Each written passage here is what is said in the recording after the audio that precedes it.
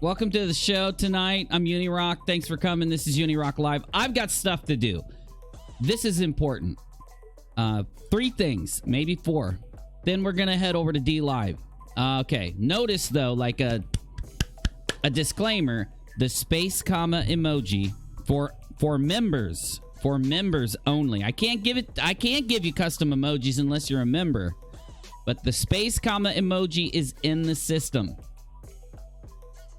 It usually only takes like a couple hours, maybe a couple more, but it'll be ready anytime. Literally anytime you'll get a space comma emoji. Now, I did something crazy. I put animated GIFs in for the members next to your name. So you should have a few animated GIFs if you are members that'll be next to your name. I don't know if they'll work. If they don't work, it'll just show the GIF, but they could be animated, and they look really good. You're going to be like, damn. Even if they don't work, you're going to like them. So I got a space comma emoji, and then I added 2 other emojis to the system. Hopefully, they'll be in there soon. So the disclaimer's done. Let's go over to what's going on YouTube. First off, there's a creator out there that I really like. His name's Bob the Science Guy, and I've watched Bob since he had like 1,000 or 2,000 subs. I used to watch Bob back when he didn't have a face cam, like he just talked. Well, he did an excellent video on the Coriolis effect, and I was the first one to leave a comment on it. So first thing I said was first, because it was literally 8 seconds after the upload. I'm like, damn. And then I left another comment once I started watching the video. You know, I might as well just show you what I'm talking about, and let's just get into it from there. This has to be it. No, that's our other video for the day. Is it? Yeah. Oh, no, that's Globe Busters. We got to check in on them in a minute.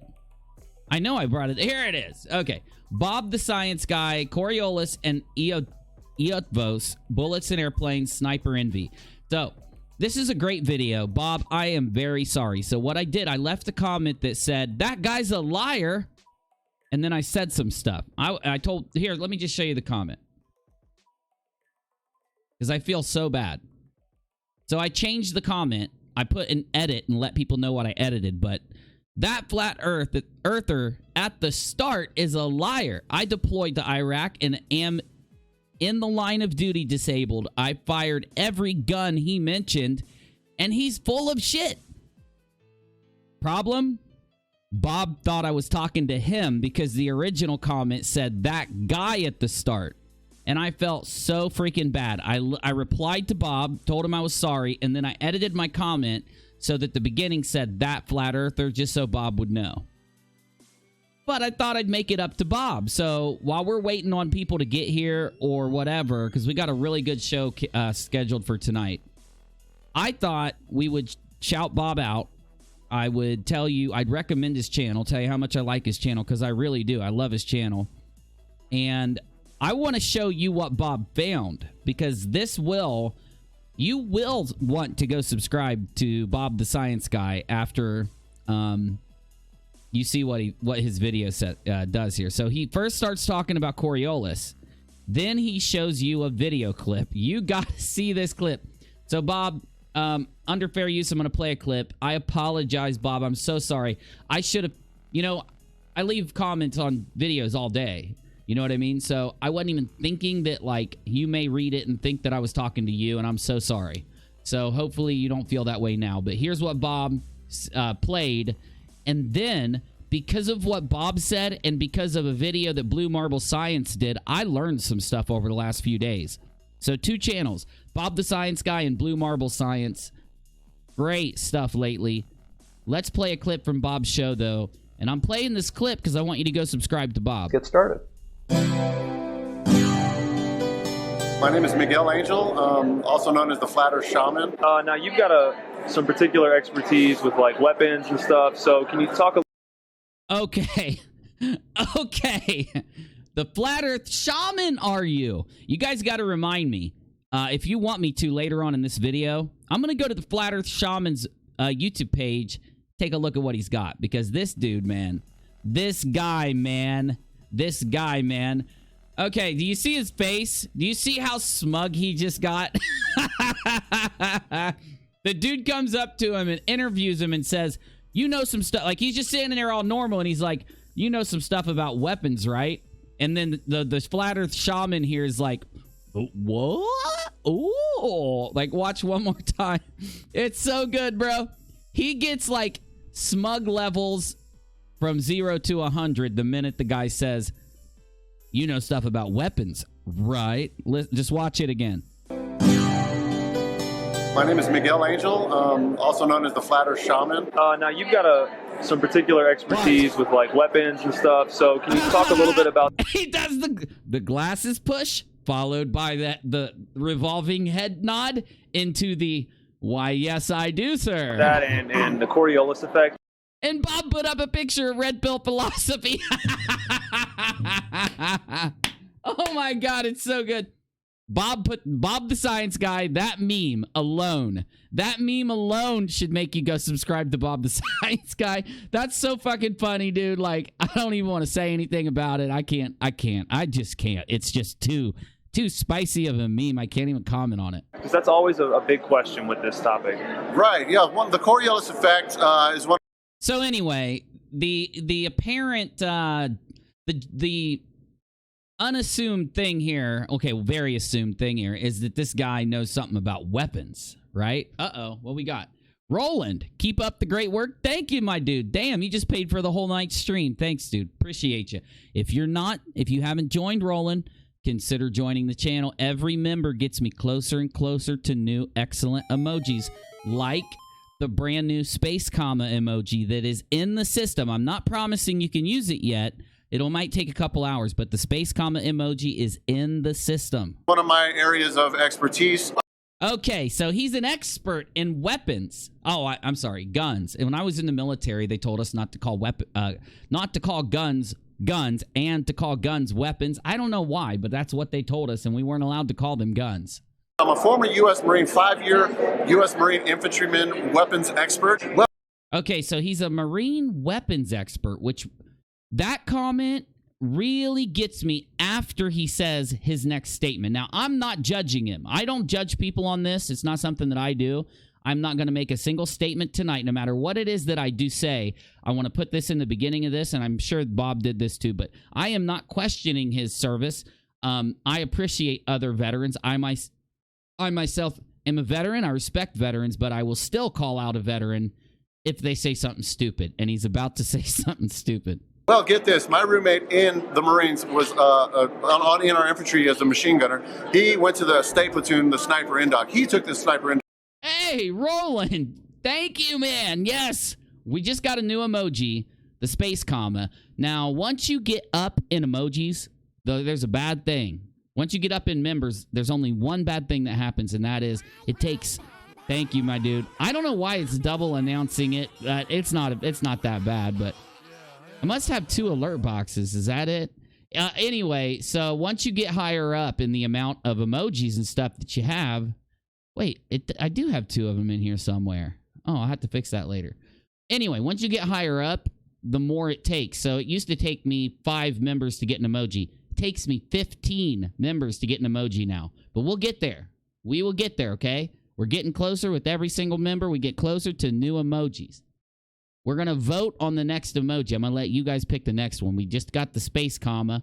Thanks to you guys. We're going to get another emoji, whatever you want, once we get enough. Oh, back to the video. So the flat shaman here, he says that because his roommate went to a school, he is now an expert. I never actually took the sniper. With like weapons and stuff. So can you talk a little bit about that and the... It just gets me every time. Every time he puts Red Pill Philosophy's picture up on the screen in this video, bro. Oh my God. Coriolis effect, because that's always a big question with this topic.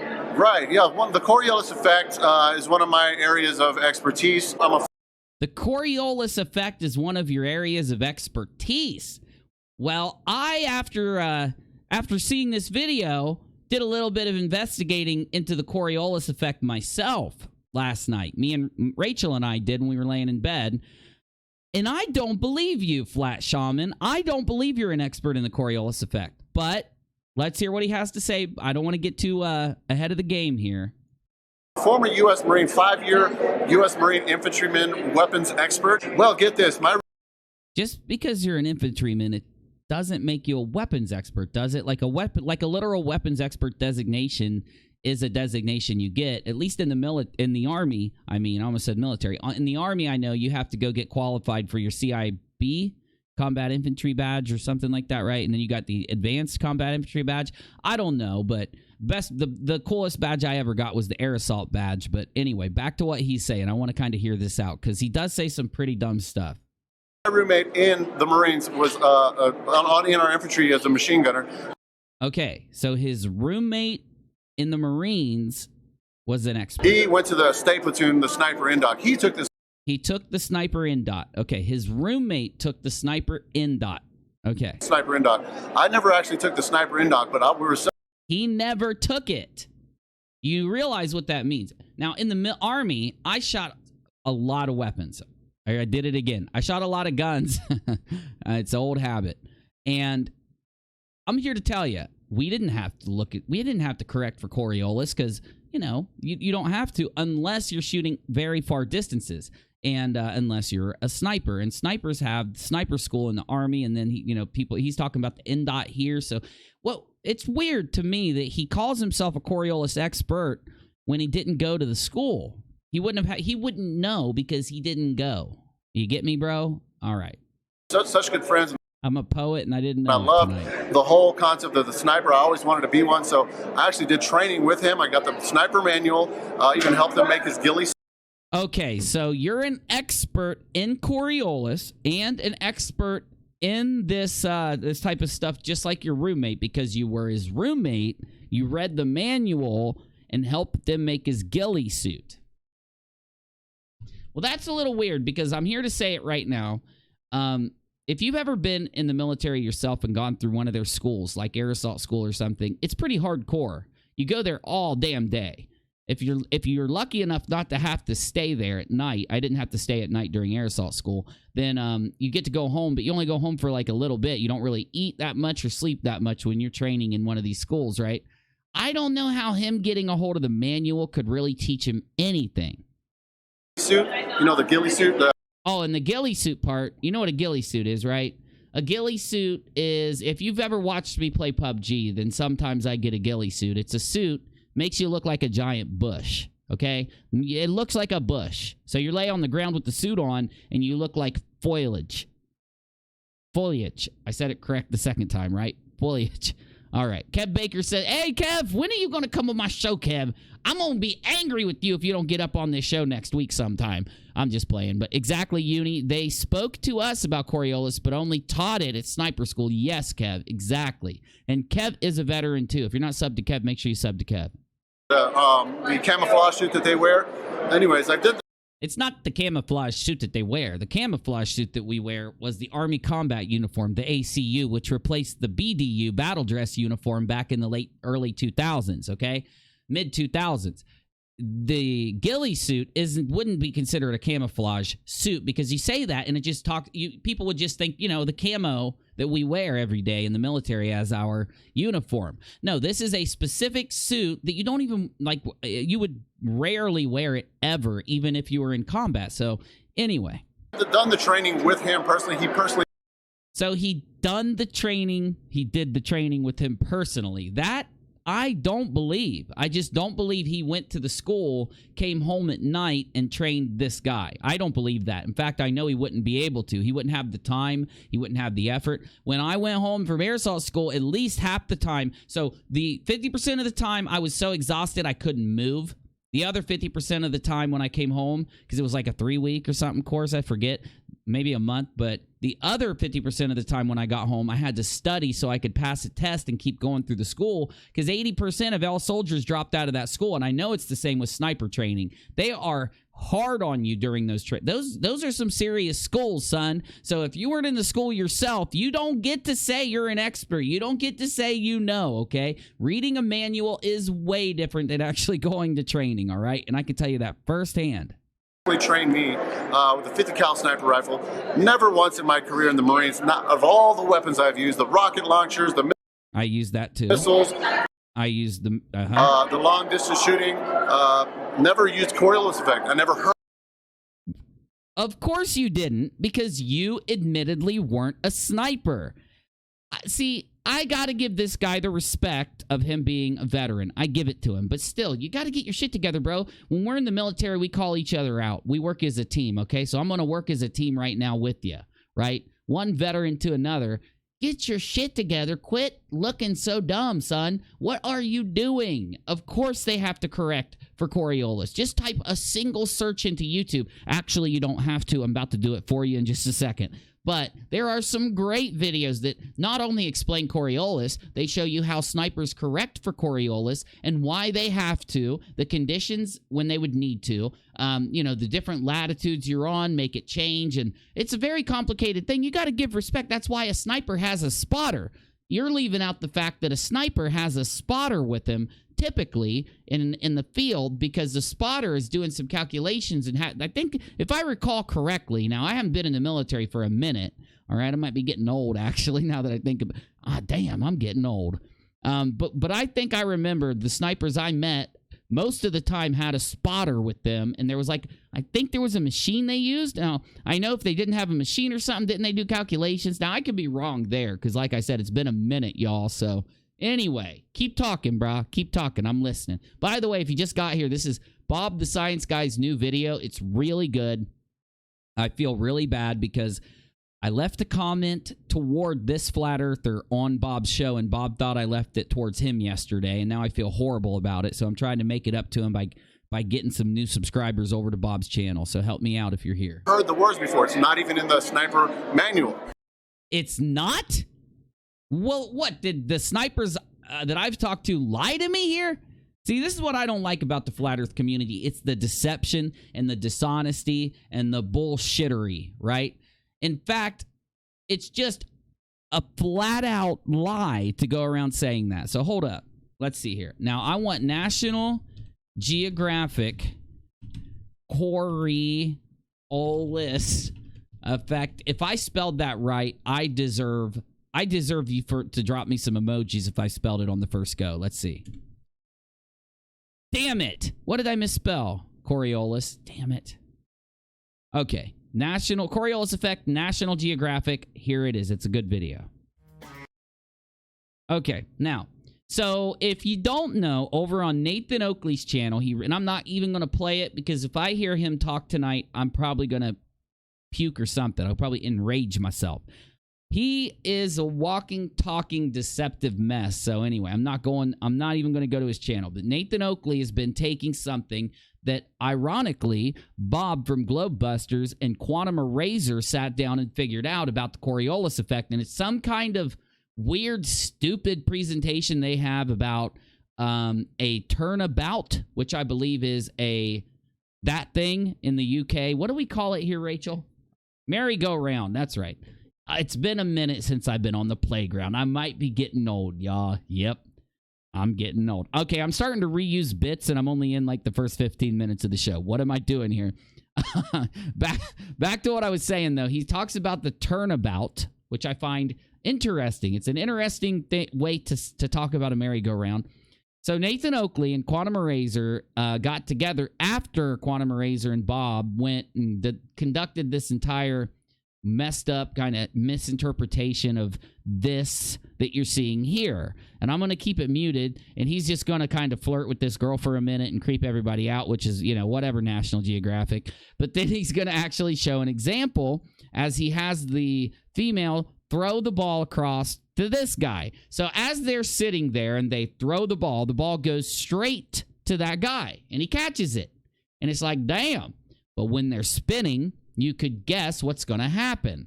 As they spin, and Fletch. New member? I thought you were already a member, bro. Thanks, Fletch, man. Appreciate you getting ever closer to a new emoji. The space emoji has been uploaded to YouTube. It's whenever YouTube takes the time to... It only takes an hour or two, so it'll be there soon. So anyway, if you don't know how this works with the Coriolis effect, it's actually pretty interesting. If you throw a ball, the ball goes straight. I remember the channel. Thanks, bro. So awesome. So awesome, dude. When you throw the ball, it goes straight. It always goes straight. Whether it's the Coriolis effect or not, it goes straight. So what happens if it's spinning? Well, it still goes straight. Okay. So what's the big deal? Well, the deal is, as you spin and she throws the ball, this person moves to this space. So this person catches the ball when it's spinning. This person catches the ball when it's not spinning. That is a example of Coriolis when you look at it from two different reference frames. Now listen to me here, because people get confused when you start talking about reference frames. Reference frames are just like, if I'm riding in a car, I'm in a different reference frame than somebody outside the car, because I'm moving on the car. You're moving out on the face of the earth. I'm moving on a car that's moving on the face of the earth. You're moving on the face of the earth. Two different reference frames. You see things. You have an additional bit of movement to your stationary plane. You're stationary in the car, right? You're sitting in the car. The car's going 50 miles an hour, and you can't feel the 50 miles per hour unless it's increasing in velocity or decreasing in velocity or turning, right? So as you're riding in the car, you're in one reference frame, and somebody walking or standing outside the car is in a different reference frame. If a reference frame is spinning, take everything I just said, basic thing here. If it's spinning, different things happen, but momentum doesn't change. You get me? Momentum doesn't change, like the way that the forces around us work stays the same. So, of course, the ball is going straight no matter what you do. Even if you're spinning and you throw the ball's going straight. Or if you're sitting there and you throw the ball's going straight. Two different reference frames, because sometimes you're spinning and sometimes you're sitting. Here's what it looks like when you throw the ball.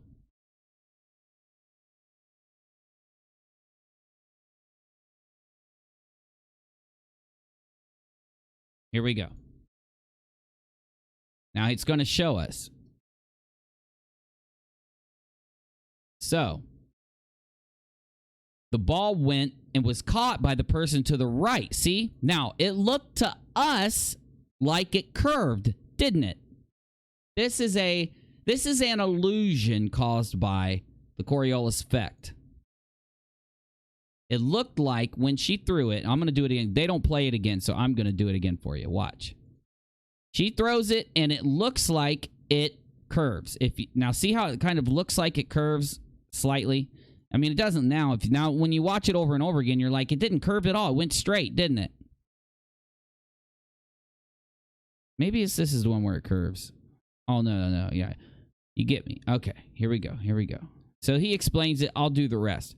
So this is one example of the Coriolis effect in action. Somebody looking down, not connected to the spinning merry-go-round or turnabout, sees it as a straight line. Somebody sitting in the merry-go-round in the reference frame of spinning sees it as a curve. It's just the way it looks. It's because you're spinning. So this is something Nathan Oakley and Quantum Eraser have concocted in order to try to argue the flat Earth. Even though you could freaking argue this thing for hours, it's not going to prove a flat Earth.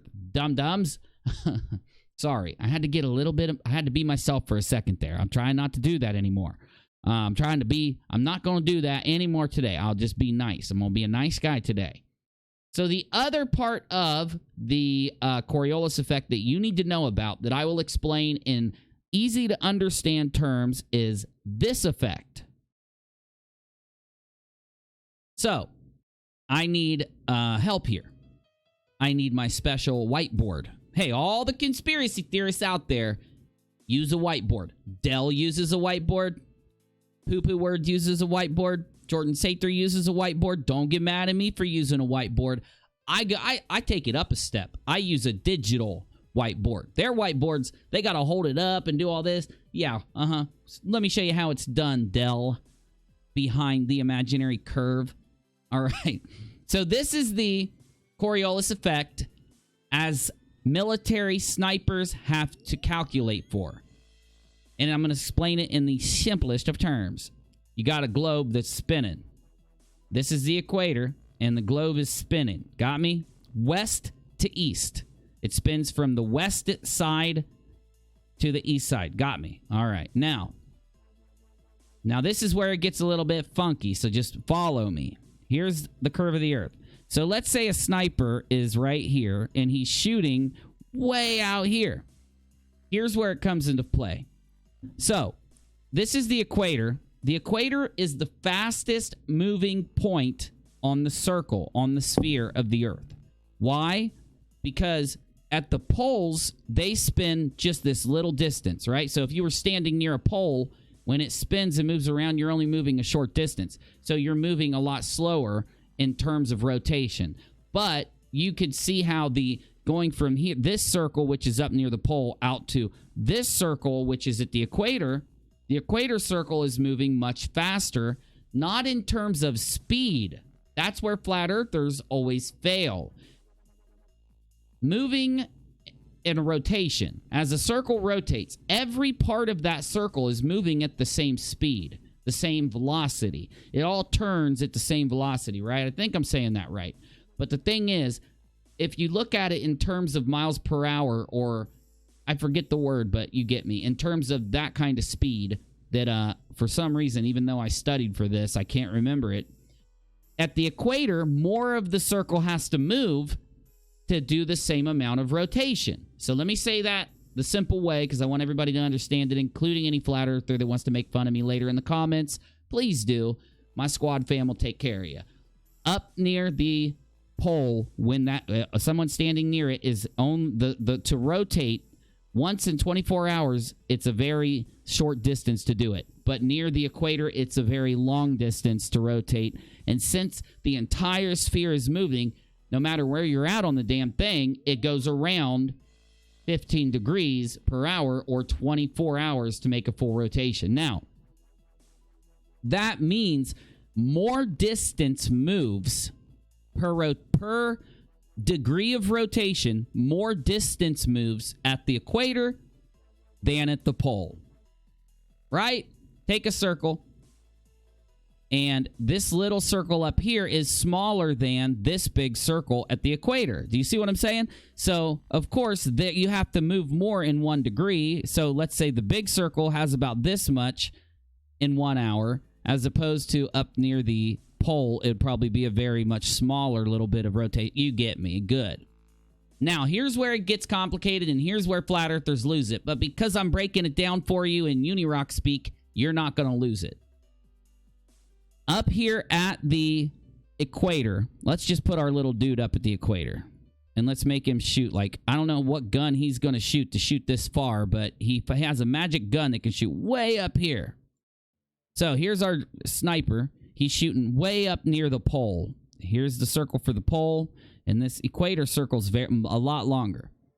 As the bullet flies, the ground here, the ground there is moving faster in terms of rotation than the ground here. So what does that mean? That means as this bullet leaves the gun, it leaves with the speed or the rotational speed that this person has being here. And this person rotating much slower creates a very small difference in your target. So if there was no movement at all and you fired, you'd hit it dead in the center. If you're on a spinning Earth, then the bullet will hit over here because of Coriolis effect. Actually, I think Coriolis makes you dip to the left and down. So technically, you'd hit right around here. And I think it's about 14 inches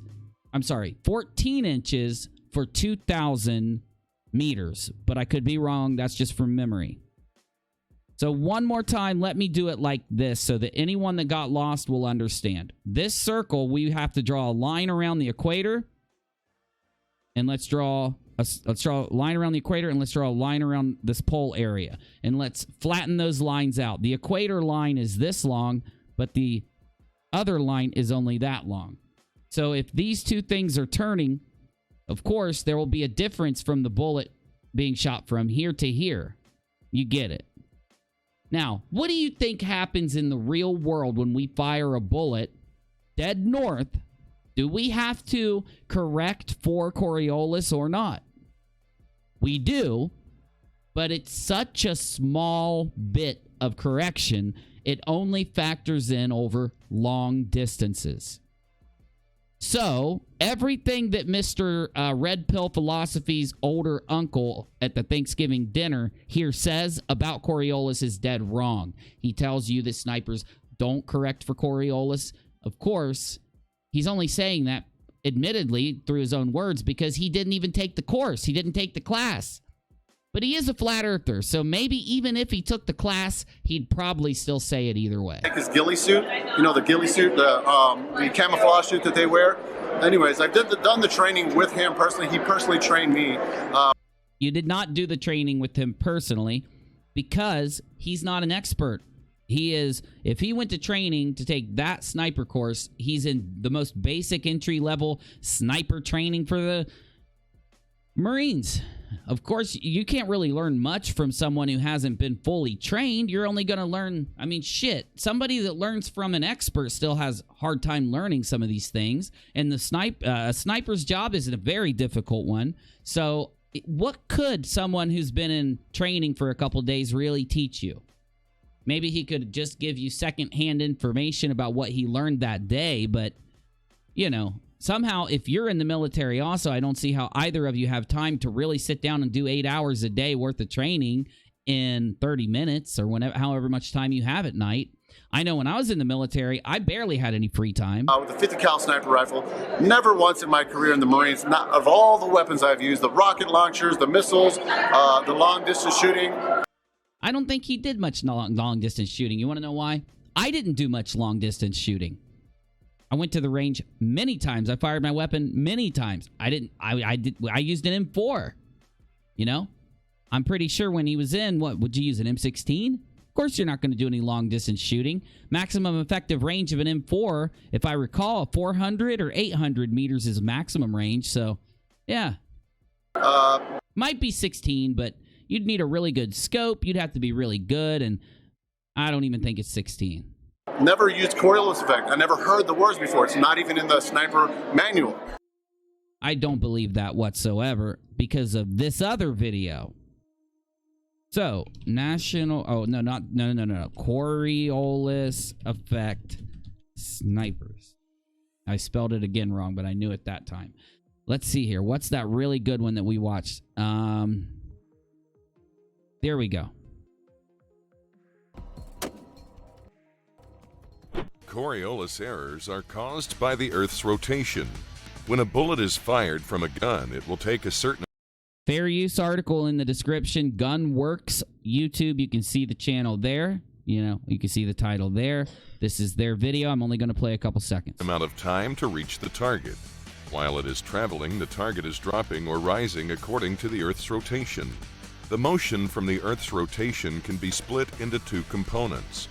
One that is in the direction of the bullet's flight, and one that is perpendicular to the bullet's flight in the vertical direction.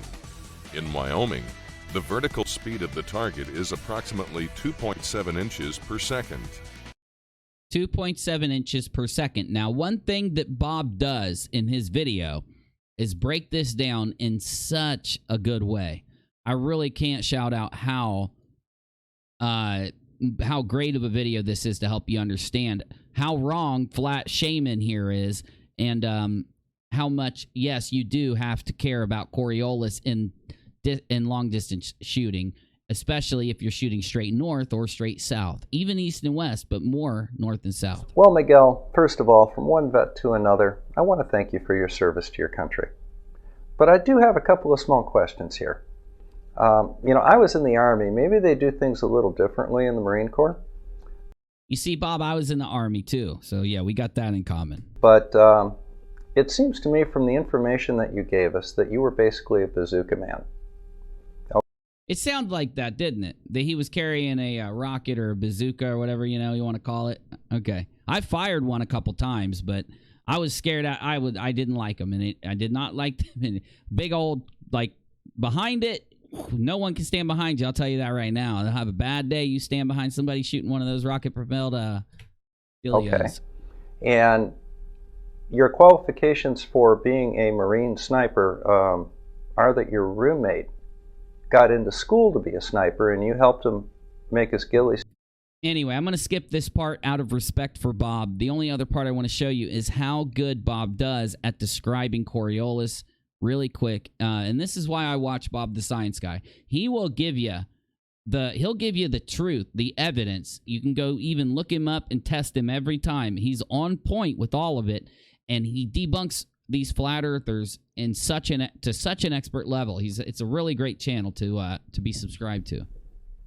Okay, so let's go in and see what the actual Coriolis effect is. Imagine that you have a cannon pointing north, as illustrated in the left side here. Now, the cannonball within it, and the ground it's sitting on are all rotating from west to east at 1,038 miles per hour. When you fire that cannon, you are firing the cannonball in a northerly direction. However, that cannonball is still going from west to east at the same 1,038 miles per hour. See, and here's how I think about it. I sat down and thought about the Coriolis effect after I learned about it, right? So you're shooting the bullet, and your rotation now, who cares? Because the bullet left the gun. It's got its momentum, and it's flying right out. The target that you're going to hit, though, that bullet, when it fires, is moving the slightest bit faster because of where it's rotating from, and your target is moving slower because of where it's at. And because of a bullet wanting to hit a very specific center mass of its target, it's most likely is going to have to factor to some, distance regardless. I mean, let's say after you hit the 1,000-meter mark, and in the military, when we went to the range, we had 50, 100, 150, 200, 250, 300. I don't remember if we had a 350, but anyway, let's just be nice. We had a 350. That still is a third of the 1,000, and you really don't have much. I think, like Bob says in this video, I believe it's 6 inches at 1,000, or maybe it's 6 at 2. So I think it might have been 13 at 2, but either way, it's not much. So, of course, if you're firing a weapon and, you're trained in an M4 and M16, or even, let's say, what are those bigger ones we used to use? Those M204, I think. The bigger machine guns that they use now. The M249, the squad automatic weapon, the saw. It doesn't matter. You're not even going to have to care about Coriolis. So it makes perfect sense why. Now, what the problem is, people are going to, in the Flat Earth community, are going to look at what Flat Earth Shaman said, and they're going to pull a Globebusters. They're going to pull a Nathan Oakley. They're going to take that. They're going to want to capitalize on it because it fits their side, and they're going to run around screaming about how Flat Earth Shaman, sniper expert, bloody, bloody, bloody. You get where I'm going there. Kind of like Sleeping Warrior did last week when we talked about him a few days ago, and then also like Arwen did when I was criticizing him. They don't care if they get the facts right or wrong. They just want to throw it at you, and if you buy it, if the people that follow you will buy into it, that's what they really care about. So anyway, to sum this up, I think this is one of Bob's best videos. It really did teach me a lot. No joke. No joke. I literally understood Coriolis, something I had a hard time grasping. I understood it after I watched his video, and I'm pretty sure Blue Marble Science did one too, and it really helped me understand it in the beginning too. So, and also because of the comment that I left on Bob's channel last night where he thought I was calling him a liar when I was saying that Flat Earth Shaman was a liar. I apologize to Bob the Science Guy. I hope some of you guys who aren't subbed to him will go sub for me. Leave a hashtag UNIRock sent me or whatever. Sorry about that yesterday, Bob. I fixed the comment, though, so hopefully he got the message. Let's move on because we got a lot to get through. After this, we're going to head over to Blue Marble Science because he put up a video that answers one of the age-old questions that's turned more people to be a denier of the moon landing than any other video that's been released. It's called Something Happened on the Way to the Moon. It's an old propaganda piece put out in the either late 80s or the late 90s, I don't remember, and it was actually put out on the news. It was put out on television. A lot of people saw it, and it hung around until, of course, YouTube starts off and it gets uploaded here. And it has single-handedly caused more people to deny the moon landing than any other video that I've seen. It's right on par with the ISS denial that happens due to that couple videos that claim that an astronaut is disappearing in the ISS as he passes through a doorway, which, by the way, we've debunked completely. But there is a reason why we need to go over to Blue Marble Science. There's a reason. We need to go to Blue Marble Science. A funny thing happened on the way to the moon. Debunk the box set mirrored from Jim Panda. So Jim Panda did this video. This is a great video. We're going to watch it. We're going to watch it. We're going to mirror it ourselves, but I'm going to react to it. Because I actually had this video brought to me when I made my main channel. My main channel, I created my main channel with the goal to take any topic, no matter how crazy, no matter how conspiratorial. It was a different YouTube back in 2016, 2017, right? We didn't get demonetized when I was doing my main channel. So you could just upload anything and it would instantly be monetized if you were a partner. And I was a partner as soon as I started my channel. So my point is, I took any topic and said, you bring it to me and I'm going to tell you every fact that I can about it. And then I'm going to tell you every claim coming from the conspiracy side of it. We're going to try to debunk or confirm everything we can and give you our results. And that was every video that I did back then on this channel until I started getting into demonetization and I had to shift up my content a little bit. I had this video brought to me back then and it puzzled us. We really didn't know what to think about this one. It was one of the few mysteries that were left unsolved from my main channel. And I think tonight we're going to solve the mystery of the funny thing that happened on the way to the moon, thanks to Jim Panda and Blue Marble Science. But before I get anywhere else, Globebusters' new video takes aim at none other than the scientist, the teacher, the very smart person that we just discussed, Bob the Science Guy. Globebusters took a shot at Bob.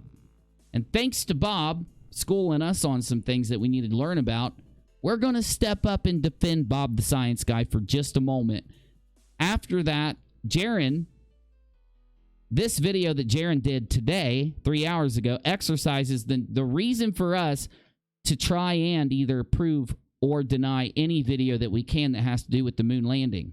I'm going to go into that spiel, though, after we get into this spiel right here. Bob was a perspective expert.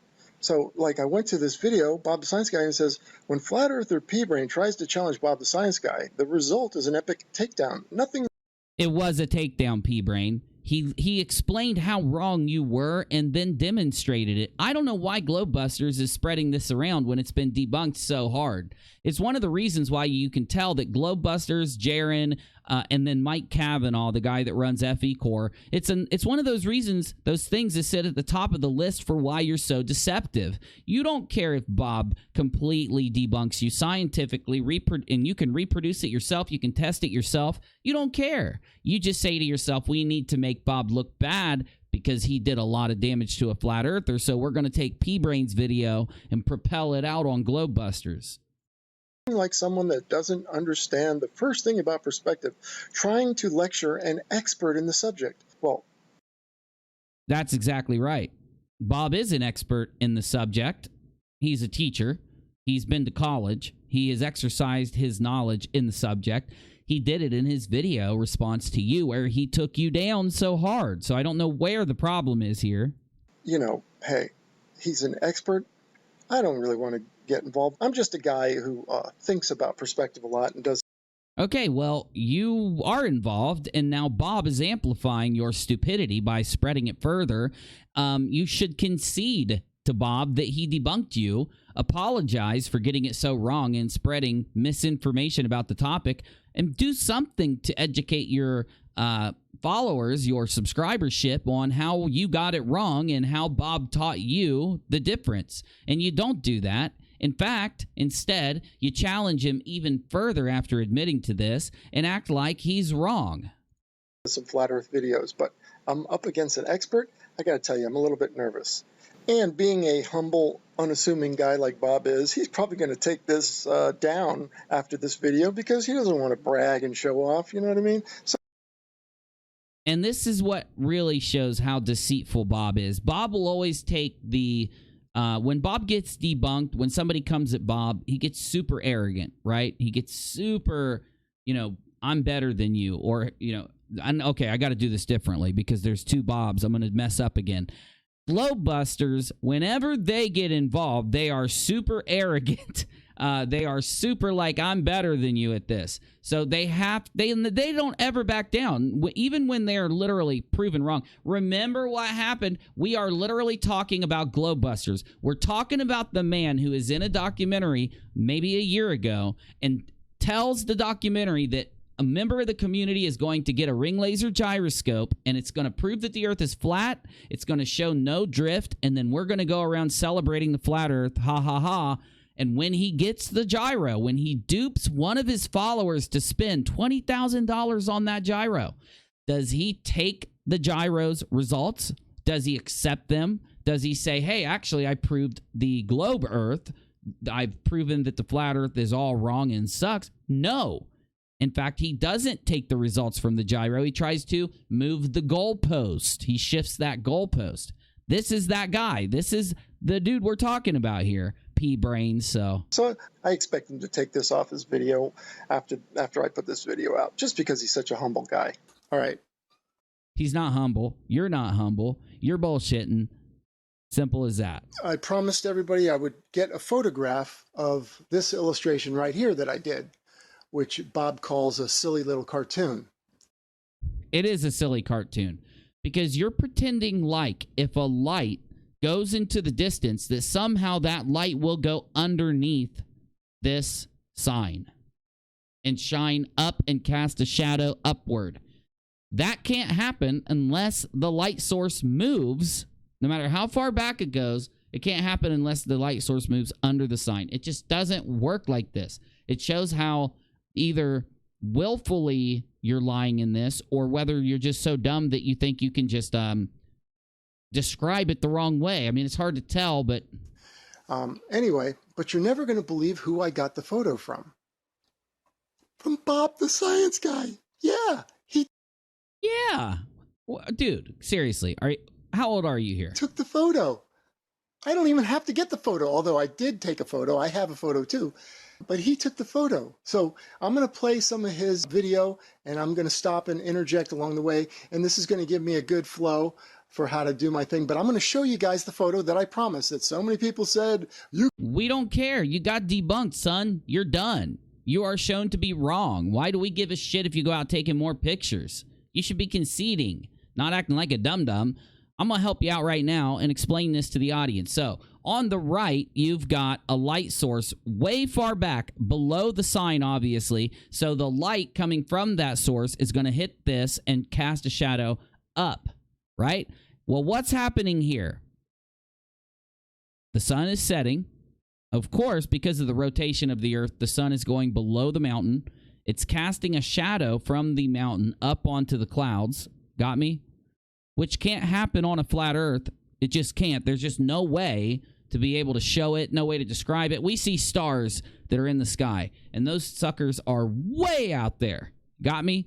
So no matter how far back you go, objects don't start like moving down below the horizon there. If they're up above us, if you look at the stars, you can tell. You can't represent that. That's your fantasy. That's not how. This is a fantasy, because he's saying that this light is above the sign, yet if you move back far enough, it'll cast a light that will shoot the shadow up. He's trying to change the rules of reality so that he can explain how this doesn't debunk the flat Earth when it does. How it works. This is just your bias showing through. This is Yeah, that's why he said all that, because it's true. your preconceived idea. This is just to back your narrative. Well, he's right. I mean, I don't know why you're mocking him on those statements when those statements are dead on. Well, really, what this is a prediction. I predicted how the light would be, and it's really just geometry. It's not geometry. That's not how geometry works. Do I have to draw it? Do I have to pull out my whiteboard of doom? Because I will debunk you if I pull out my whiteboard. You will not like my whiteboard after you meet him. Draw your lines from the light to the sign. It's really pretty elementary. But you idiots couldn't understand that. And you said, we need a photograph. That's it. You called me an idiot. Time for my whiteboard of doom. You have to now revel in its awesomeness. Hold up. Oh, that's not it. That's Audacity. That's my soundboard of doom. Let me grab my whiteboard of doom here. Okay. So, P-Brain, I don't know if you don't get this, sir, but, okay. So, we got a light, and we've got the ground. And we got this dude standing here. Now, what happens if this light all of a sudden just starts in a parallel line with the ground moving backwards, no matter how far? Well, let's draw it. So here's our ground. Here's our little dude way out there, and our light moved from over him all the way here. What are you going to see when you look that way? So you got your sign right here, right next to you. Your sign's right there, same height as you. How does this light ever shine below this and cast a shadow upwards in reality just because it goes further back? Well, let's move it further back. Oh, wait. Nope. Let's keep the ground. So here we go. Now I'm going to use a pencil. So I'm going to make my dot real small, so hopefully you can see it. No, it's too big. All right. So here's our dude. Now we're going to put him real close to the ground because this line is really much longer. Okay. You can't even see it. Don't I have a pen? I got a little splotch of paint. Oh, yeah. That's good. That's good. Here, let's do it like this. All right. So we got our little splotch of paint here, P-Brain. So let's draw our... Now, this is like 1 million times longer than what we drew last time. 1 million. See how it's like much thinner? Because it's 1 million times longer. Now, let's put the dude 1.3 million miles. There's our little guy. Let me see. I got to make a dot here. Yeah. There's our little guy. Oh, hold on. Yeah, you can't see him. That's how small it is. But if I zoom in, it'll be there. See him right there?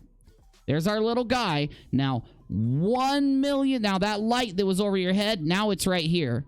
Earlier, we moved it to here. Well, let's move that light 1.2 million miles.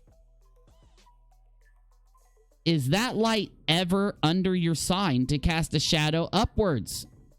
No, P-Brain. It's not. Do I need to go out 1 billion miles? Because I will. I will. I'll do it if I have to. The whiteboard of doom will represent reality, P-Brain. It will never go below your sign. No matter how many billions, Googleplexians. What's bigger than a Googleplex? I don't know. Microsoftaplex? No, Google's bigger than Microsoft now. So anyway, it'll never, ever dip below your sign to cast a shadow upwards, no matter how far back. This is where flat earthers go so wrong. But this is why science is so great, because geometry, physics, all of it, it works the same. The forces work the same. The math, the laws work the same for the micro as they do the macro. You got me? So it doesn't matter how far back you go. It doesn't matter how much distance is put in there. You get what I'm saying? You'll never cast a shadow upwards until, let's say this light is the most powerful type of spotlight that's ever been invented. And it can shoot a light in a beam all the way out here from 1.3 million miles away. I would draw a line, but I'll just go over.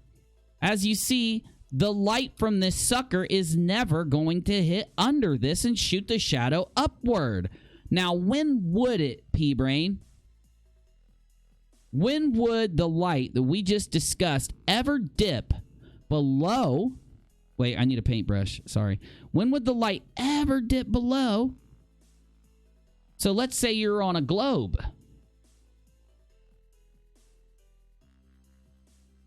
And let's say the Earth is rotating.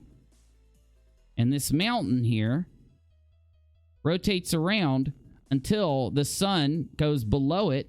Then it would cast a shadow up on a rotating globe. Never would happen on a flat plane, but I'll be damned, it'll happen on a globe. You can't show a photograph. A photograph doesn't work. Well, guess what? Bob's photograph is going to prove me right. So my silly cartoon does... Here's the problem, P-Brain. Words don't change reality. It's why Sleeping Warrior is so embarrassed right now. Because of after he got done talking to AB Science a couple weeks ago, he's still embarrassed. Because words don't change reality. Your words are just things that describe reality. The way you talk, the things you talk, the semantics, the arguments you make, doesn't change the laws of nature, the laws of physics, the laws of science. Your words do nothing but describe it. Until you become a god will then maybe in some fantasy reality, in some multiplex universe where P-Brain can, or Sleeping Warrior can change reality with their words. Until then, sorry, you can argue all you want. The world is the world. Your words just describe it.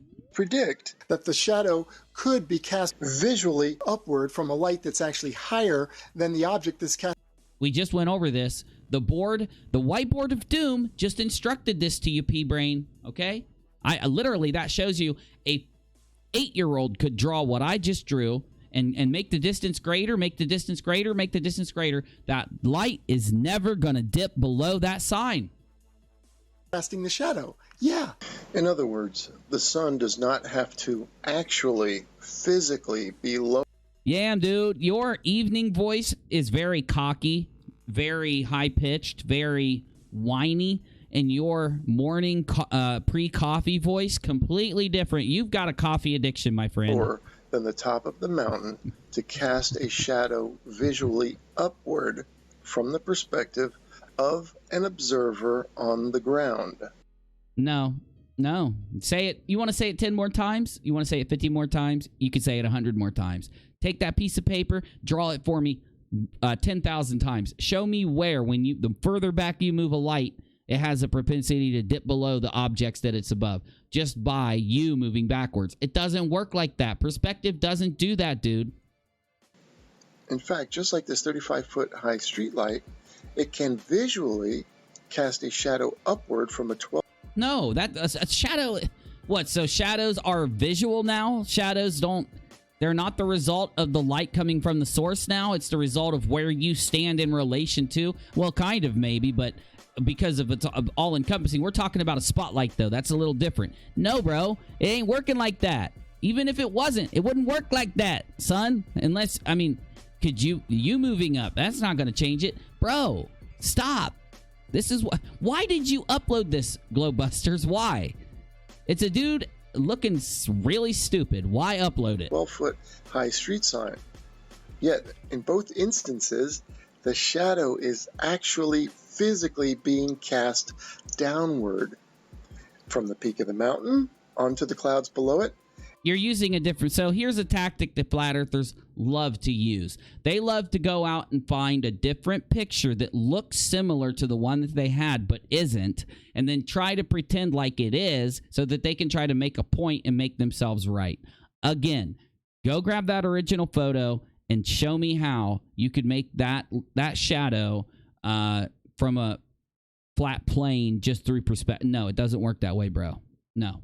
And actually physically downward from that 12-foot sign. Okay, here's the setup Bob did to take the infamous... That's not it either. This is not... We're not looking above the clouds, P-Brain. Why are you having to change the rules to make your points? You know that's deceptive. You know it is. Right? Now you're going to grab the peak of a mountain poking above clouds and try to act like it somehow factors in here. Come on, bro. Seriously. Do you see the way these guys work? You see how this is? Bob the Science Guy proves P-Brain's silly little cartoon ain't so silly. No, he didn't. He actually proved it was exceptionally silly. You got it backwards, Bob. I hope you guys keep doing this. Glowbusters. I hope you keep doing this, Glowbusters. Damn it, it sucks when you get all these people with the same names. You're trying to debunk and shit. Bob, the Science Guy, I love you. I'm not debunking you. Glowbusters, you suck. Okay, back to what I was saying. Glowbusters, I hope you keep doing this, man, because the more you keep taking simple concepts and lying about them to your following to try to make these types of points, the more flat earthers are going to keep converting into globe earthers. Next topic. Let's go.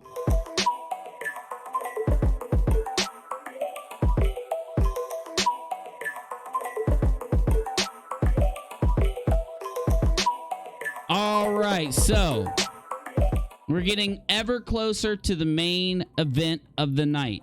The main event of the night. We're going to look at a video that has converted more people into moon landing deniers than any other video that I could name for you. If you would, in fact, I've been asked, what video just 3 months ago, I believe, we were talking about a powerful video that will cause somebody to be a moon landing denier, and I named Bart Sigbert, I forget his name. The video that we're about to watch, I named it as the most powerful video in changing someone's mind about the moon landing.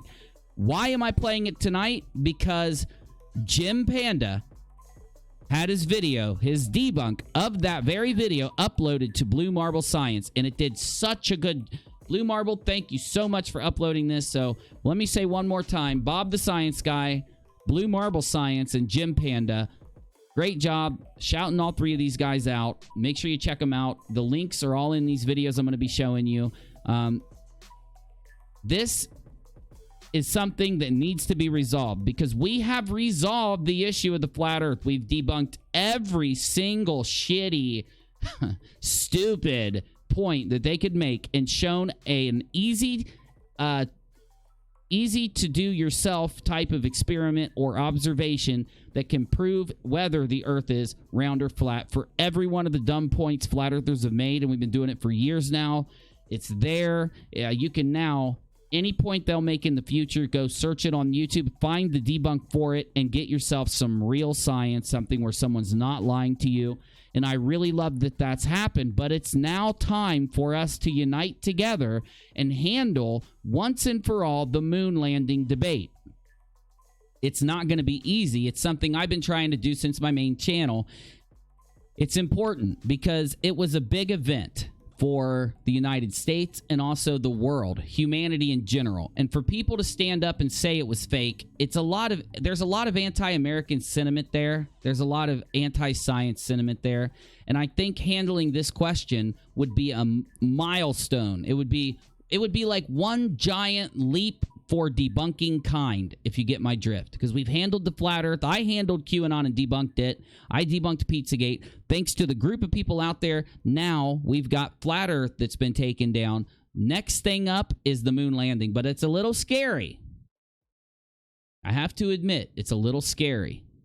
For those of you that know the story of the moon landing, it's one of those conspiracies that's attached to a conspiracy that still is very tense and very effective to discuss, because there's a lot of I can't even tell you I know what to think about JFK, but I haven't looked into it. So you know what I'm saying? I haven't looked into it, so I'm not going to try to say it's real or it's fake. I don't know what to say about the conspiracy around JFK, but I know it's attached to the entire moon landing conspiracy. And because of that, and because of the tensions that were going on politically, you probably could make an argument that would be worth checking. I'm not saying it's true, because of course it's conspiracy theory. It's not true. It hasn't been proven. But my point is that conspiracy theory has a political spin to it. Any conspiracy with a political spin, most of the time, is being used for propaganda. But with the moon landing one, where's the politics there?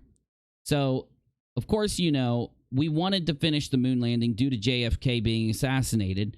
The question isn't whether we launched a rocket. We know we did. You can't argue that.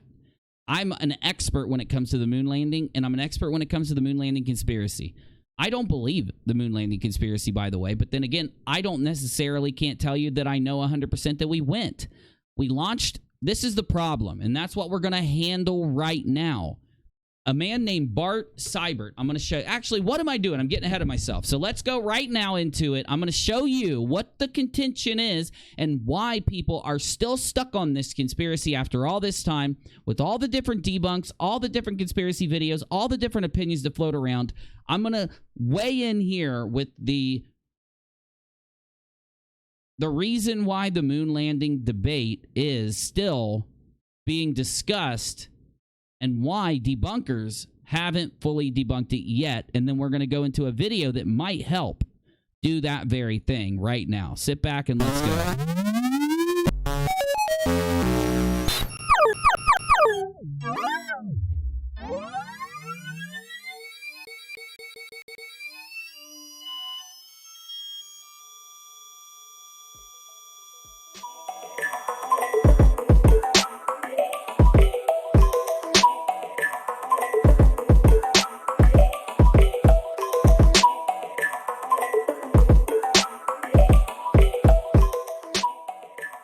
Okay.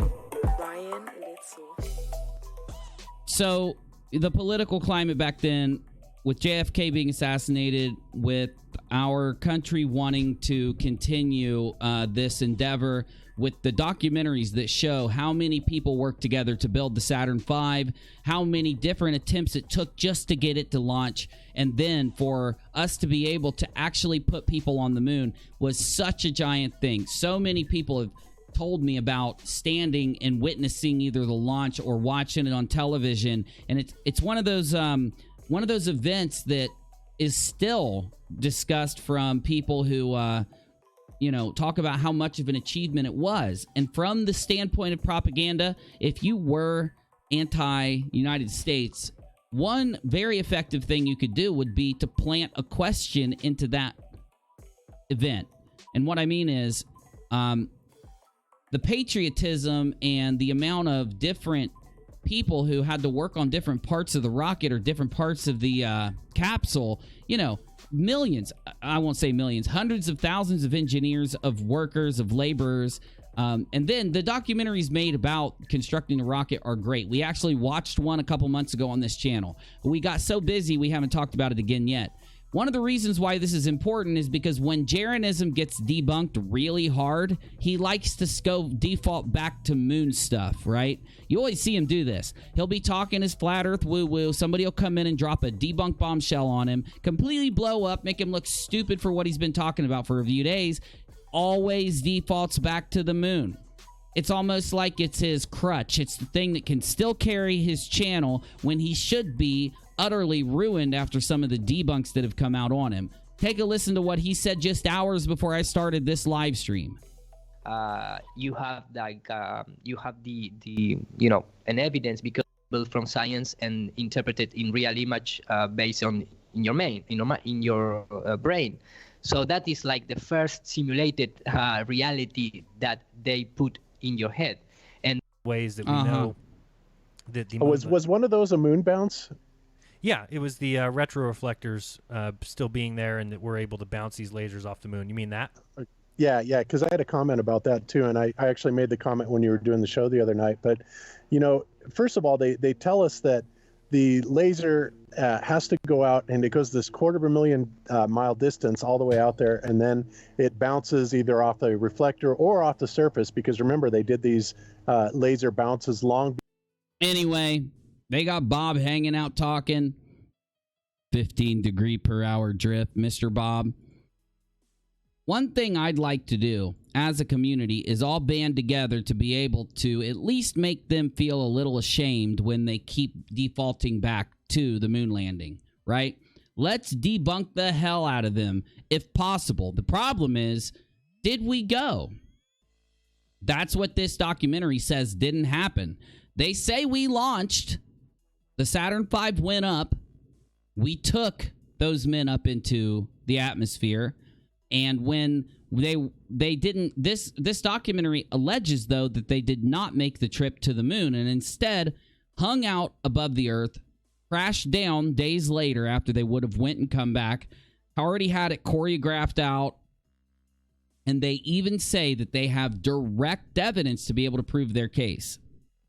The video on YouTube has always been pushed back against to anyone who says that they've debunked the moon landing from the standpoint of NASA didn't do it. They always default back to this video if you make any progress in showing that they're wrong. So let's watch the video. Jim Panda is going to narrate it. It's from Blue Marble Science channel. He uploaded this today. I shared it earlier. If you want to find it on my Twitter timeline, it's at UNIRocktv. Really great video. Let's let them tell us how Jim Panda says he's debunked this mess of a video.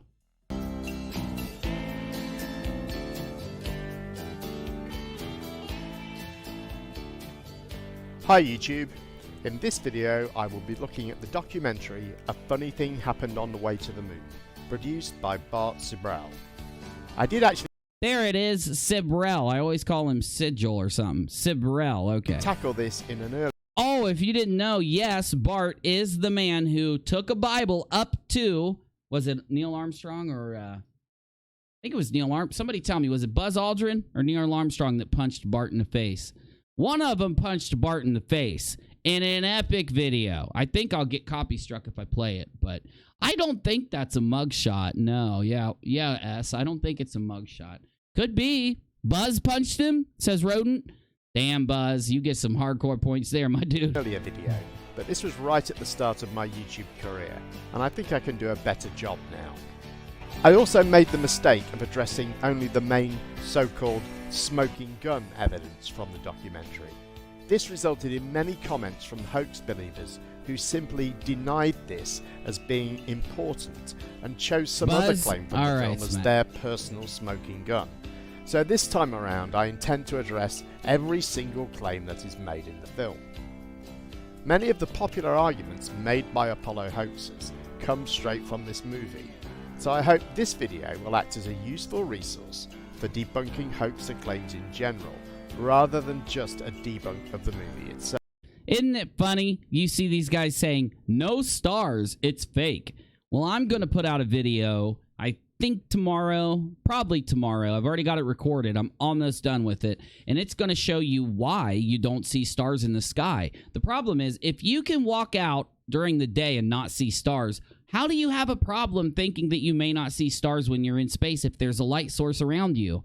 Wouldn't that show you that, yes, stars do go away when there's a light source around you? We don't see stars during the day. What do they think? That, like, the stars are only on one side of the Earth when we rotate or something? I don't understand what they think here. You can't go around making that no stars argument because of how it works during the day. Or how about just go to a city? Just go walk around at night in a city and look up. You might see 2 stars. Go out in the country, go out into what we call the cut where I'm from, and look up in the sky when you're about 40 miles away from any city, and you're going to see the arm of the Milky Way above your head and all of the stars in the heavens. It's incredible. So why in the world would you leave a comment like that? It's crazy. Finally, before we go any further, I want to make an important point to any flat earthers who are here.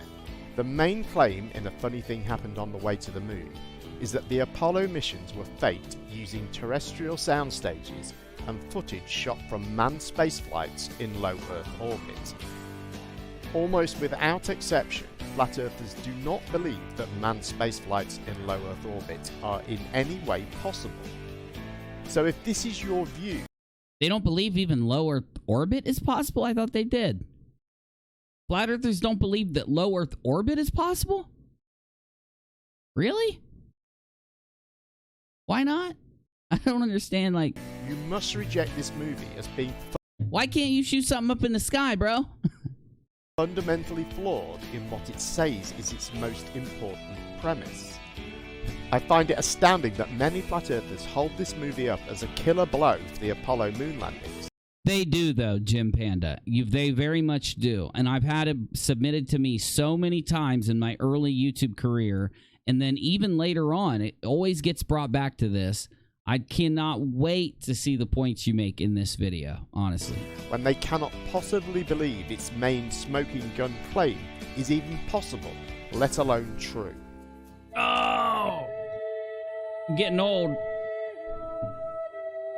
As a streamer, I'm getting old. I'm going on my 4th year of live streaming.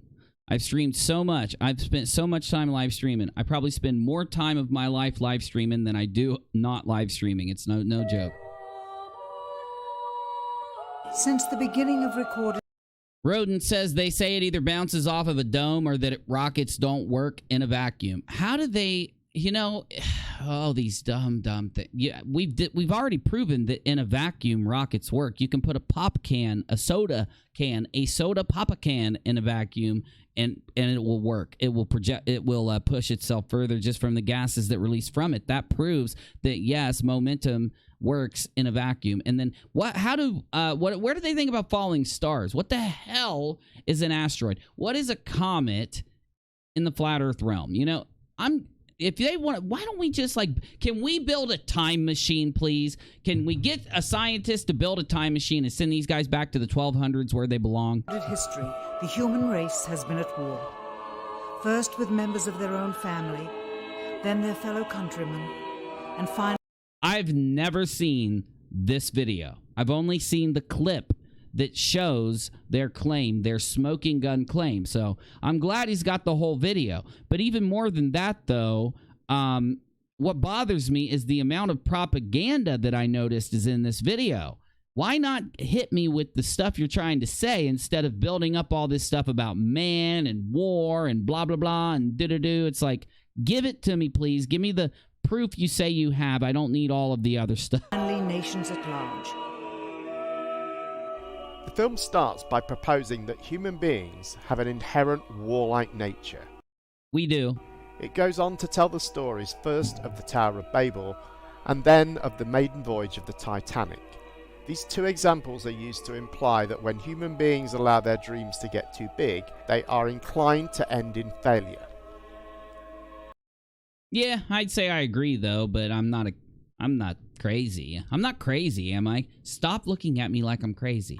The final part of this introduction section introduces the Cold War space race, highlighting the early successes of the Soviet Union and suggesting that because the Hubble Space Telescope had issues with its mirror when it was launched in 1990, this somehow indicates that the Apollo moon landings could not have been successful.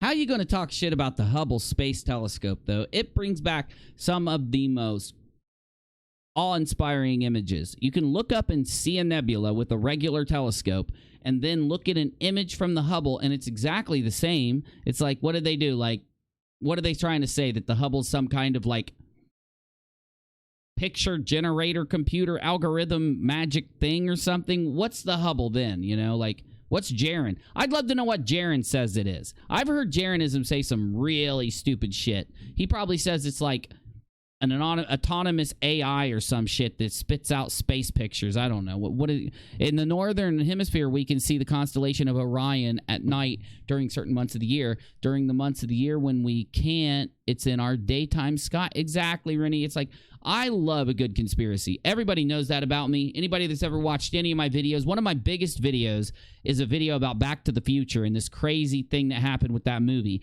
And I love those types of mysteries, but I'm not just going to drink the damn Kool-Aid. You get me? I need facts to believe something, y'all. Well, how are they going to say all this craziness? The introduction concludes with this. With close scrutiny of the motives of the zealous Nixon administration, a critical examination of the entirely government-controlled press coverage, and newly discovered footage of the crew of Apollo 11 staging part of their mission, we wish to detail what may come to be the greatest government conspiracy of all time. Why would it may come to be? If you've got footage that prove it, why aren't you using like direct language? Why are you leaving room that you're lying if this is proof? A funny thing happened on the way. It makes blue Kool-Aid? Oh, well, I do enjoy me some blue Kool-Aid. To the moon. The introduction is followed by yet more scene setting. First we get 2 minutes of missile tests and failed launches, the implication being that the early US space program was just a series of disasters. It was. Yeah, the early U.S. space program was a series of disasters, but we learned things from each disaster. In fact, the Saturn V, there's so many good documentaries about the Saturn V rocket. It is a literal achievement of man to make that rocket. I mean, my goodness, it is indescribable. I can't even find the words to describe how they launched that rocket. One of the engines failed when they launched it, and they almost thought they were done. And somehow they managed to make it work. Those rockets, by the way, they had 4 of them down at the bottom of the Saturn V. The way that they engineered them to be able to make micro adjustments to the thrust that happens, it's just gargantuan. I can't explain it. You have to see it for yourself. It's just amazing. This is followed by some quotes about the challenges faced by the space program from head of the Apollo program, Wernher von Braun, head of the US Army Ballistic Missile Command, Major General John Medaris, and Presidents John F. Kennedy and Lyndon B. Johnson. Finally, we're treated to a full 2.5 minutes of the launch of Apollo 11, coupled with some weirdly creepy music, and juxtaposed with footage of famine, war, and... Yeah, why? Why are they showing famine and war? You know, this is some straight. You know, if I would have known this about this video, I probably wouldn't have actually watched it as many times as we did, the clip from it. Everybody puts the clip, the like 12-minute clip of them explaining the whole what they did on the way to the moon thing, and that's what the main claim of this video is. If I would have known they had all the propaganda that they put in this thing, I wouldn't have even touched it. Social unrest. Part 1. The Van Allen radiation belts. Okay, by the way, I don't even need a debunk on the Van Allen radiation belts. I don't. Because it's such a stupid claim that the Van Allen belts are some kind of thing that prevents us from entering space. Because, like, for one, you can measure radiation. I don't even think flat earthers say that you can't. I think that they admit you can. Go talk to Bob or Jaron. I think they'll admit you can measure radiation. You can actually see how much radiation is in these belts at different points in the belts and study them, and they did that. They did that a lot. They even had a program where they tried to explode nuclear missiles near the Van Allen belt or around it so they could see if they could affect it or make a hole in it or something so that they would kind of push the radiation or move the radiation around, or how they were just testing how they could maybe be able to affect it in some way and put somebody through safely. Now, there are astronauts that died from cancer, very bad cancers, young deaths, and they died this way because they went through the radiation belts. I heard Globebusters myself make a claim that no astronaut has ever had any ill effect from the Van Allen belt, and it infuriated me because two families and it lost their father at a young age because of that very radiation. It's dangerous to send somebody through it. Some people will say, well, if it's dangerous, then why did Buzz and these guys go? Because they were hardcore. They were soldiers. They went and did their thing for their country. They thought they were going to die. They basically signed a suicide mission, okay? Imagine it's you. Put yourself in the shoes of the people that are going to get into that rocket and be, you know, exploded up into space and then have to go that far to the moon. You just already know you're probably not going to make it back. At least the first few Apollo missions thought they weren't going to, right? My point is, they did get irradiated from those belts. They did have medical problems because of it. They did it for their country anyway, just like I went to war for my country. Other people deployed to war for their country. We didn't think we were coming back from Iraq, y'all. I'll tell you right now. Now we get to one of the main claims made in the movie, a point which Sibrel repeatedly returns to throughout, that the Van Allen radiation belts cannot be crossed by human beings. It's just so stupid to even say it. You know, you can look up the data that they have on the Van Allen belts and you can say, oh, yeah, okay, well, this amount of radiation wouldn't affect somebody that bad. That amount of radiation definitely would. There's parts of the radiation belt that would be more you'd get more radiation from certain things you do on the Earth than you would from the Van Allen belt in certain parts. Because, yes, other parts of the Van Allen belt have a lot of radiation, right? They recently released the other statement that Nixon would read if Apollo 11 had failed. Really, Rodent? I need to see that. Send it to me. Here are some excerpts of the arguments presented to establish this point. Unbeknownst to the citizenry, high above the Earth, lay lethal bands of radiation called the Van Allen radiation belts. Well, for one, it's only lethal in certain parts. You have to be able to describe these things accurately if you're going to describe them to lay people, because if you don't, they're going to run around and say, you can't cross these things. They use the word lethal. Nathan Oakley himself, if you even say it once, it doesn't matter if you misspeak. Nathan Oakley is going to quote you for years so that he can say, see, they said lethal. Now let me open up the dictionary. Lethal means it'll kill you. See, you can't cross those belts. Ha ha. That's Nathan Oakley. That right there is Nathan Oakley in a nutshell.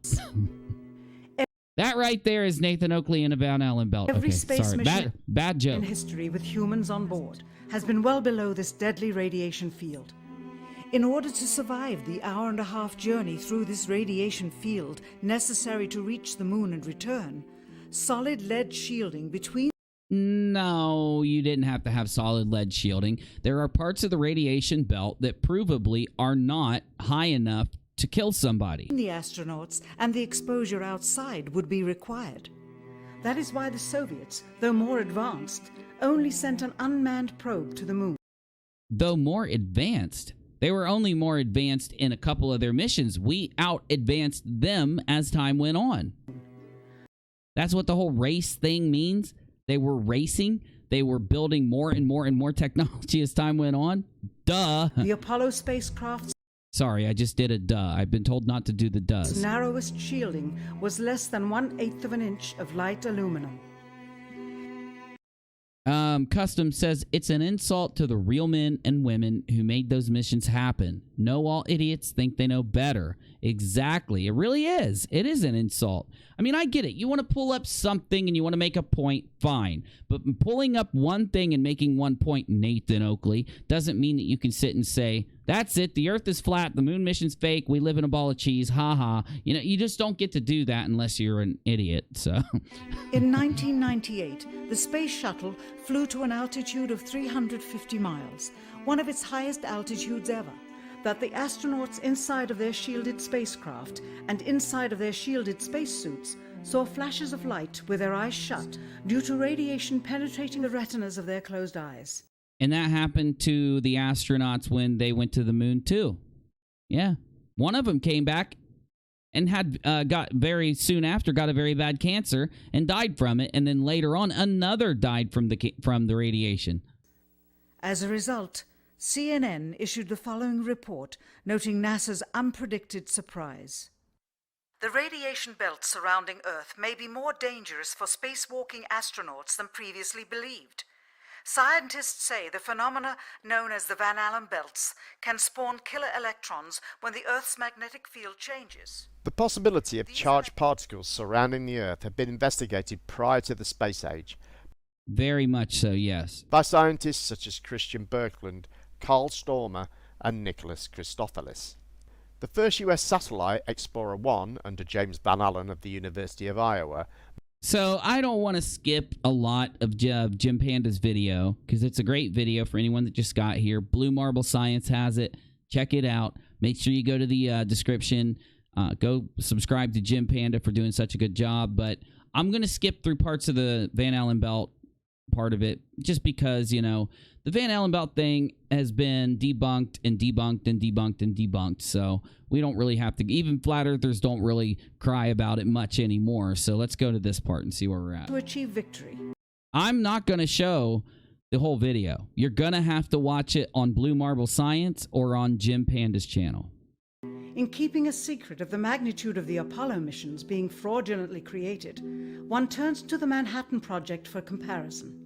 Surreptitiously building the first nuclear bomb during the early to mid-1940s involved 129,500 people over a 3-year period. Yet the secret did not get out.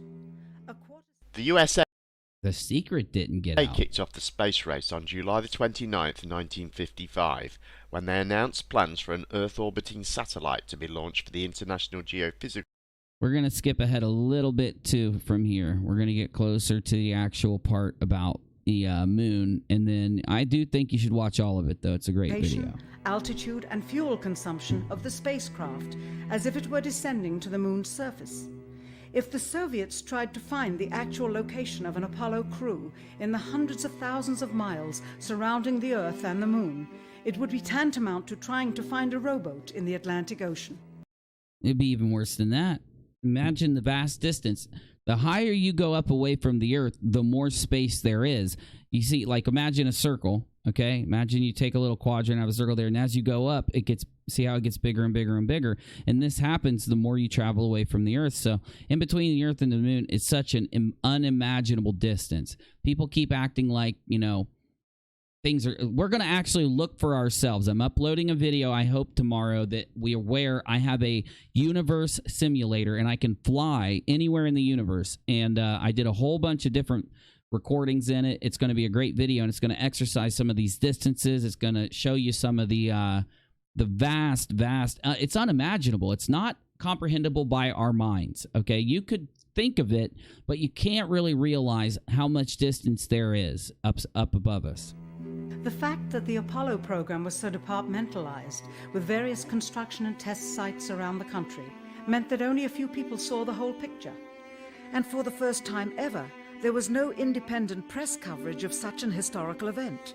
Whatever pictures and sound were distributed to the public were strictly controlled and Well, why wouldn't it be, though? Because you want to make an argument that it's controlled because they didn't want people to know certain things? Fine. They didn't know if they were going to get there and all of a sudden the moon was going to open up and then a freaking dude with 6 legs and 4 arms walks out like, you win! You're the first humans to get to the moon. Here's your $1,000,000 space bucks, you know? No one knows what's going to happen. And on top of that, what's the most likely scenario?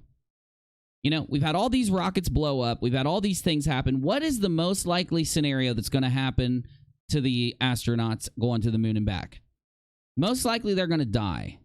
Something's going to go wrong. Something unexpected is going to happen, and they're not going to... Lots of unexpected things did happen, by the way.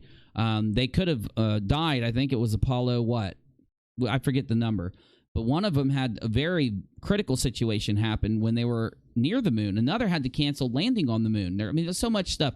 But the likelihood was they wanted to have a delay. They wanted it controlled. They didn't want any images of these guys, you know, with a breach in the hall, you know, and then a camera right on these guys while all the air sucks out and they suffocate in front of everyone. They didn't want that getting out. But in the same respect, fine, you want to say that they were trying to hide something? Cool. At least realize that there are many good excuses for why they wanted to control the feed. Both can be explained. Previewed by the federal government. They were then disseminated unchecked until this hour. For who would realize that the unthinkable was not only possible, but absolutely true?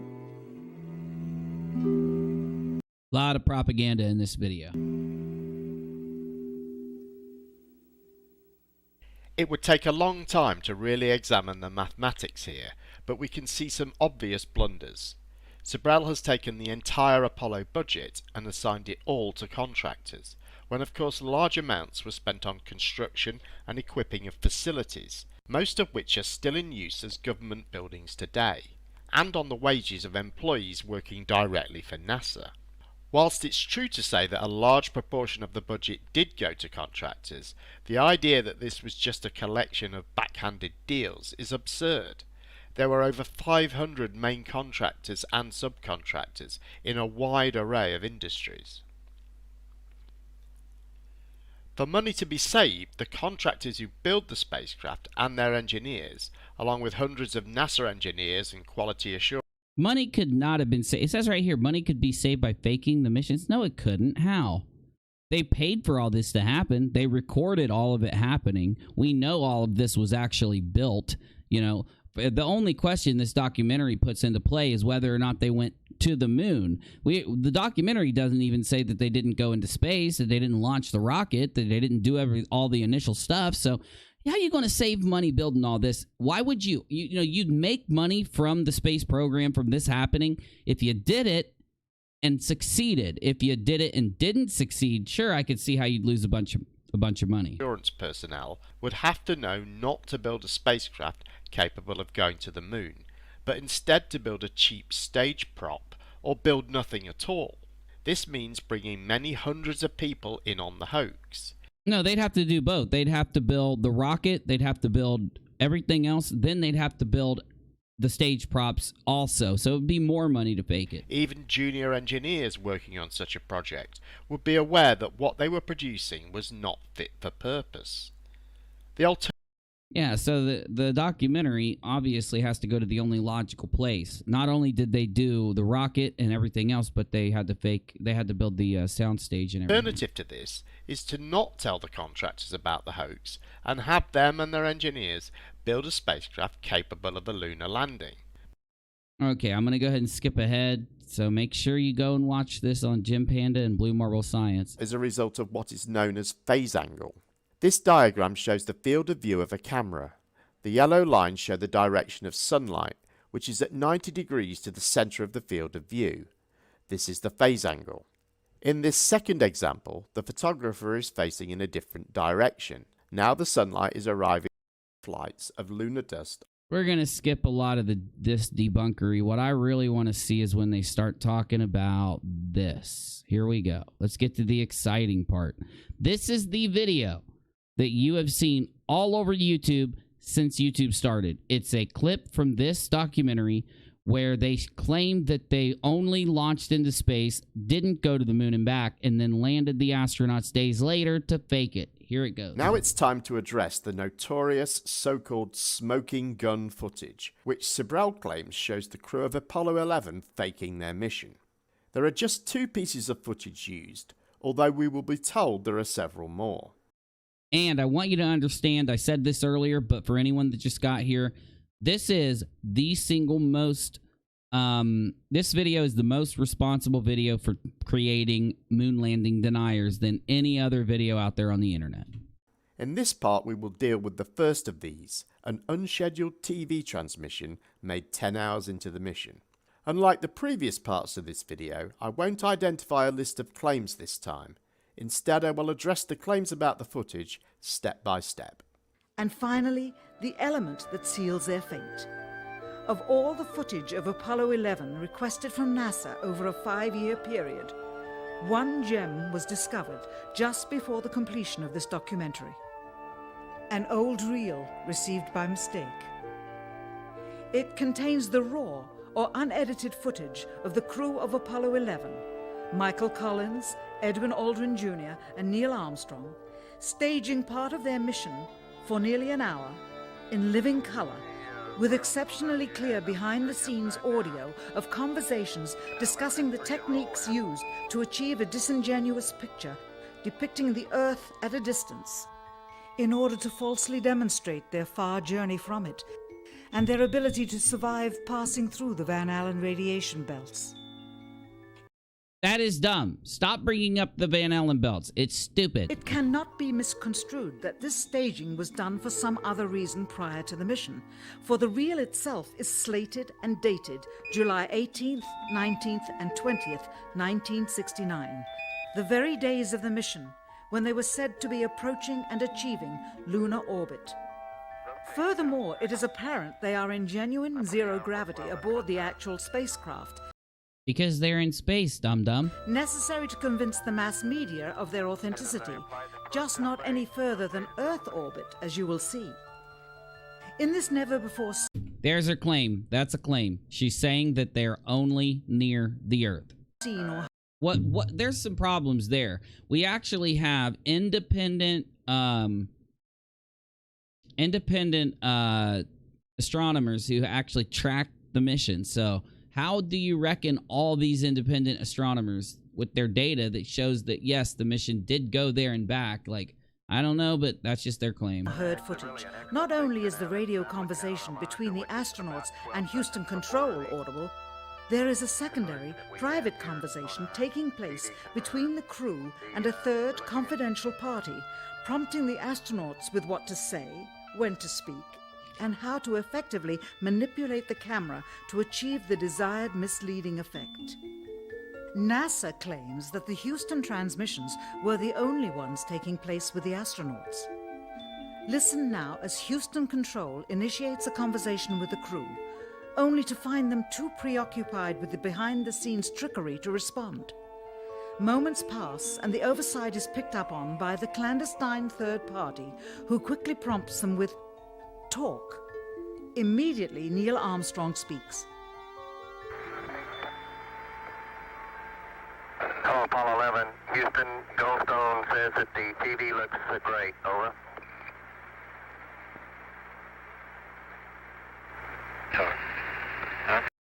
How do you know that says talk?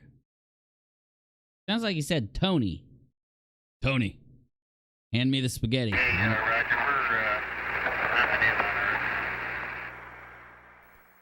The first clip comes from an unscheduled TV transmission known as GET 1032.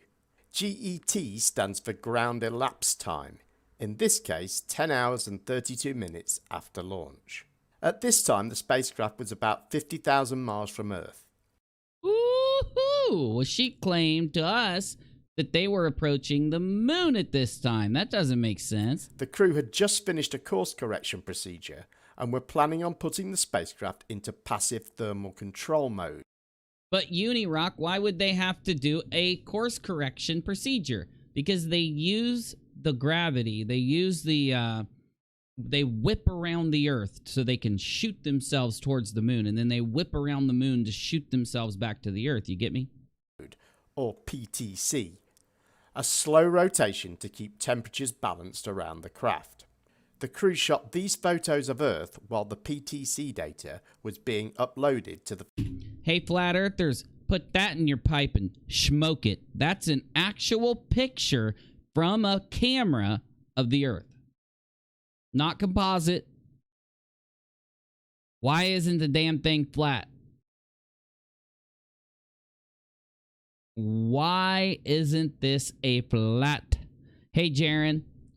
Jaren, remember how you say, there's no pictures of the Earth, I'm Jaren. Interesting. Well, you see this? This is a camera, not a composite, taking a picture, and it's not a pancake. I'd like for it to be a pancake, though. Pancakes sound pretty good, but still. Data was being uploaded to the flight computer from Mission Control. When this was completed, they were given the go-ahead to start the PTC, but Armstrong suggested a delay. I've removed a few gaps between the communications here in the interest of brevity. Hello, Apollo 11. Houston, your rates look really great now. You can start your PTC. Okay, next try. Houston, you're 11. Roger, go ahead, 11, over. Roger, if you'd like to delay PTC entrance for 10 minutes or so, we can shoot you some TV of a 7/8 Earth. We'll leave that up to you. Roger, stand by. Hey, Jaren, that's a picture right there. Why isn't the Earth the pancake you tell me it is there, buddy? Hello, Apollo 11. Houston, we'll have an answer for you on the TV in about 1 minute, over. You Flat Earth viewers, you need to go knock on Jaren's digital door and get all those donos back because he lied to you. Houston, we're ready at Goldstone for the TV. It'll be recorded at Goldstone and then replayed back over here. Niels, anytime you want to turn it on, we're ready, over. Okay, it'll take us about 5 minutes to get rigged. Roger. So it was decided to broadcast footage of the Earth before starting the PTC, when the rotating spacecraft would make this difficult. Flight controller Charlie Duke then advises the crew the broadcast will be recorded and played back later. So the crew and the watching press now know that there is to be a TV transmission and that the entire thing will be recorded and played back later.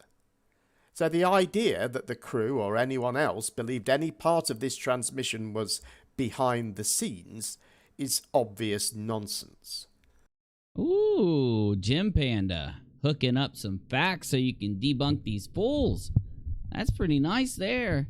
It kind of changes the whole propagandistic tone of the film. Like, if they might have told us that instead of what they told us, might not have been as effective in changing a lot of people's minds, right? Likewise, the claim that this footage is never before seen or heard is also untrue.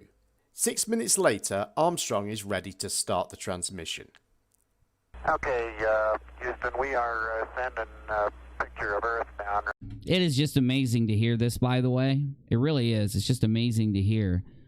Thinking of how this all went together and how it happened, and it's just crazy. Right now, so you can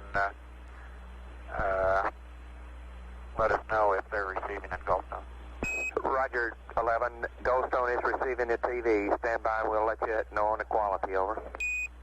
Then the TV transmission begins, and we hear what we are told is a clandestine third party giving stage directions. Hello, Apollo 11. Houston, Goldstone says that the TV looks great, over.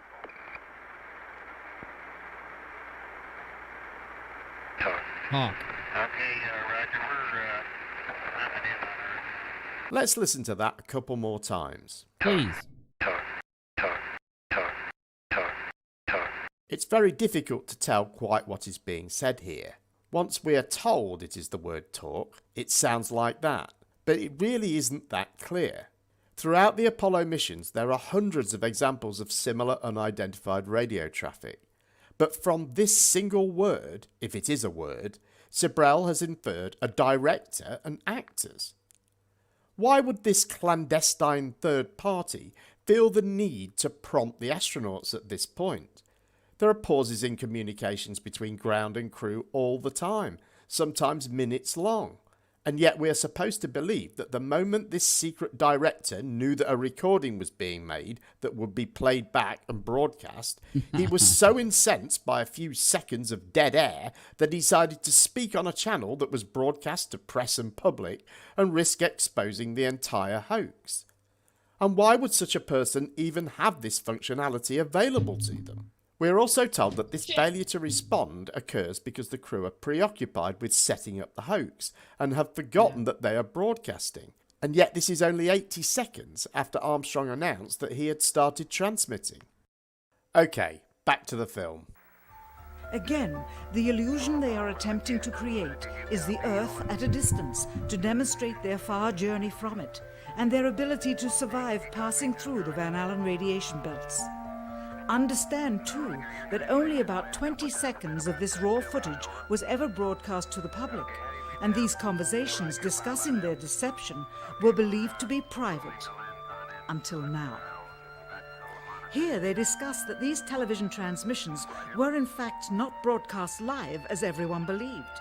They were first screened and edited for playback later. Roger, Neil. We just wanted a narrative such that we can, when we get to playback, we can sort of correlate what we're seeing. Thank you very much. There is no evidence for this 20-second claim. There were hundreds of people working at Goldstone where the transmission was received. All of the voice transmission went out live to the press in mission control. There would never be any reason for any astronaut to believe anything they were broadcasting, voice or video, was private in any way. Similarly, no one believed that the transmissions were live. We heard Charlie Duke tell the crew and the press and public the opposite. Houston, we're ready at Goldstone for the TV. It'll be recorded at Goldstone and then replayed back over here. Neil, anytime you want to turn it on, we're ready, over. Mr. Sibrel is creating a story here of secret conversations and deception over live and recorded TV that simply did not exist. Let's hear this. I'm starting to get really pissed off at this Sibrel guy. He's getting me real mad, bruh. You don't like me when I'm angry. You don't want to see me get angry. Exchange about the TV transmission from a little earlier in the recording. Apollo 11, Houston, we'd like you to keep the TV on for about 10 minutes or so we can get some good comparison on the camera. You can do anything you're... So Mission Controller Charlie Duke is asking the crew to test drive the TV camera and provide narration, so when they watch back later they know what they are seeing. The voice communications are poor at this time, so he repeats this request a few times. Apollo 11, Houston, we'll try once more on this TV request. We'd like 10 minutes worth of TV. And we'd like a narrative, if you could give us one on the exterior shots. We also suggest you might try an interior position, over.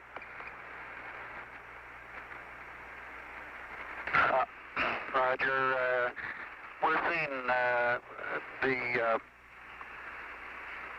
center of the Earth as viewed from the spacecraft in the eastern Pacific Ocean. We have not been able to visually pick up the Hawaiian island chain, but we can clearly see the western coast of North America, the United States. Wouldn't that just be insane? The San Joaquin Valley, the High Sierras, Baja California, and Mexico down as far as Acapulco. Man, these clips are completely different when they're not all cut up and edited on YouTube. You know, when you see the entire thing, it's so different than when you see it in these flat Earth videos and in these other videos you see. And the Yucatan Peninsula, and you can see on through Central America to the northern coast of South America, Venezuela, and Colombia. I'm not sure you'll be able to see all that on your screens down there. Roger, Neil. We just wanted a narrative such that we can, when we get to playback, we can sort of correlate what we're seeing. Thank you very much. Again, there is absolutely nothing private about this. Thousands of people heard this exchange as it happened. And what we heard was a perfectly natural exchange between Mission Control and the crew, working to get the best possible TV picture. There is nothing unusual or clandestine about this. All of the video is readily available, as are the voice recordings and transcripts. Okay, give your eyes a rub because we are about to start seeing things. Oh, and hearing things. Here they discuss the fact that they have turned out the lights and have blocked out sunlight from entering the spacecraft through the other windows, as to not cause any reflected light to fall onto the spacecraft's wall in the foreground. Okay, very good. Well, we shut out the sun coming in some of the other windows into the spacecraft, so it's looking through the number one window, and there isn't any reflected light. Before we go any further with this part, let's get some context for what Aldrin just said. Here is the conversation. Let me think on it. So they put barriers over the windows of the spacecraft to make sure that additional light didn't come in, so they could get because the light inside would mess with the camera while it's looking at the Earth and make it harder to see the Earth because the Earth was starting to get really small. So that might oh my God, I know exactly what he's going to say. I know exactly what he's going to say. From the original recording. Okay, my comments were from Goldstone that they see no white spots as we saw in 10. Looks like the AGC's working real well. The F-22 looks good, over. Okay, very good. Well, we shut out the sun coming in some of the other windows into the spacecraft, so it's looking through the number one window, and there isn't any reflected light right now, so it ought to be a pretty good picture. Roger. Mission Controller Charlie Duke is talking about some white spots that appeared on the TV picture from Apollo 10. Aldrin responds by reassuring him that they have blocked out as much. Look at the land masses shown. Roden says it's so that the light would reflect on the inside of the window as they looked out. Light as they can to prevent reflections off the windows. Something we have all done when trying to view a dark outside from a light inside, or vice versa. Aldrin doesn't mention the walls at all, even though Sibrel includes this in the transcript as if he did. Okay, so why does Sibrel say they need to stop light reflections from the walls? The reason this was done is so that the truth of the matter would not be revealed. It is this. Though the federal government would have you believe that this is a view of Earth from a distance out of the spacecraft's window as it nears the moon, it is not. What they have ingeniously done is placed the camera at the back of the spacecraft and centered the lens on a circular window in the foreground, outside of which it is completely filled with the Earth in low orbit. Wouldn't they have to do that, though? Wouldn't they have to put a little, like, light blocker, though, just so they could see through it, you know? The circumference of the window then appears to be the diameter of the Earth at a distance, with the darkened walls of the spacecraft appearing to be the blackness of space around it. That is why they wanted the interior dark and blocked out the sun from entering through the other windows. Well, if the sun came in, you wouldn't be able to see the Earth because the sun's bright and the Earth is just showing the reflection of the sunlight. If the sun's coming in the windows, you're not going to see the Earth. You're not going to be able to see outside the windows. There are a number of significant problems with this idea. Firstly, this is what the Earth looks like from a spacecraft in low Earth orbit. If we add in a spacecraft and window and black out the interior lights, this is what we get. The Earth apparently rolling by the window like a conveyor belt. Nothing like what we see in the TV transmission. So we know this assertion cannot possibly be true. Secondly, Aldrin has just told us he is shooting through the number one window, which is trapezoidal in shape and not circular. The main hatch window was circular, but only on the inside. The outside of it was a rounded rectangle. This detail becomes important when we hear what is proposed next. Here you can see the extruded window, probably 2 inches thick at the bottom. This is because the Earth's shine is coming in at a downward angle. It also causes the Earth to appear to be an irregularly shaped circle, for you are seeing the outside of the window at the bottom and the inside of the window at the That's not the inside of the window at the top, though. That's the Terminator line of the Earth, isn't it? top, which together form two different sized... You know how you know how you know that's bullshit? Because the Earth is moving around. So if it was being cut off by a piece of cardboard, you would see that it's being cut off by a piece of cardboard. The Earth would move because the camera's kind of shaking. They're having to keep it steady here. Halves of a circle. Subsequently, this take was never used. We know that again this cannot be true because there were no circular outside windows. It gets worse though. See why in Part 9, The Smoking Gun 2. Part 9, The Smoking Gun. In this section we take a look. Oh, these are all of his videos where he debunked this all put together. I see, okay. The second piece of TV footage presented as evidence of fakery. This next clip is from GET 3359, a scheduled live TV transmission made about a day later than the first transmission. As they perfected the shot, a crescent-shaped piece of black material was inset slightly into the window to create the illusion of the Earth's Terminator line dividing night and day. If they did, so the Terminator line they're saying is an illusion, but it looks really real. Let's see what he says. It is uncannily convincing. The big question that springs to mind here is where? Where is this piece of material? What evidence is there of its existence? We are told it is there, and in my experience, most viewers of this movie believe they have seen it. But it is simply asserted by the narrator. All we see is the Earth surrounded by solid blackness. During this segment, intended to be edited and played back later for the worldwide television audience, dated July 18th, 1969, Neil Armstrong condemns himself as he states that he is 130,000 miles out, or halfway to the moon, as the NASA flight log also states on this date. That doesn't make sense because of the size of the Earth. The size of the Earth is really small here.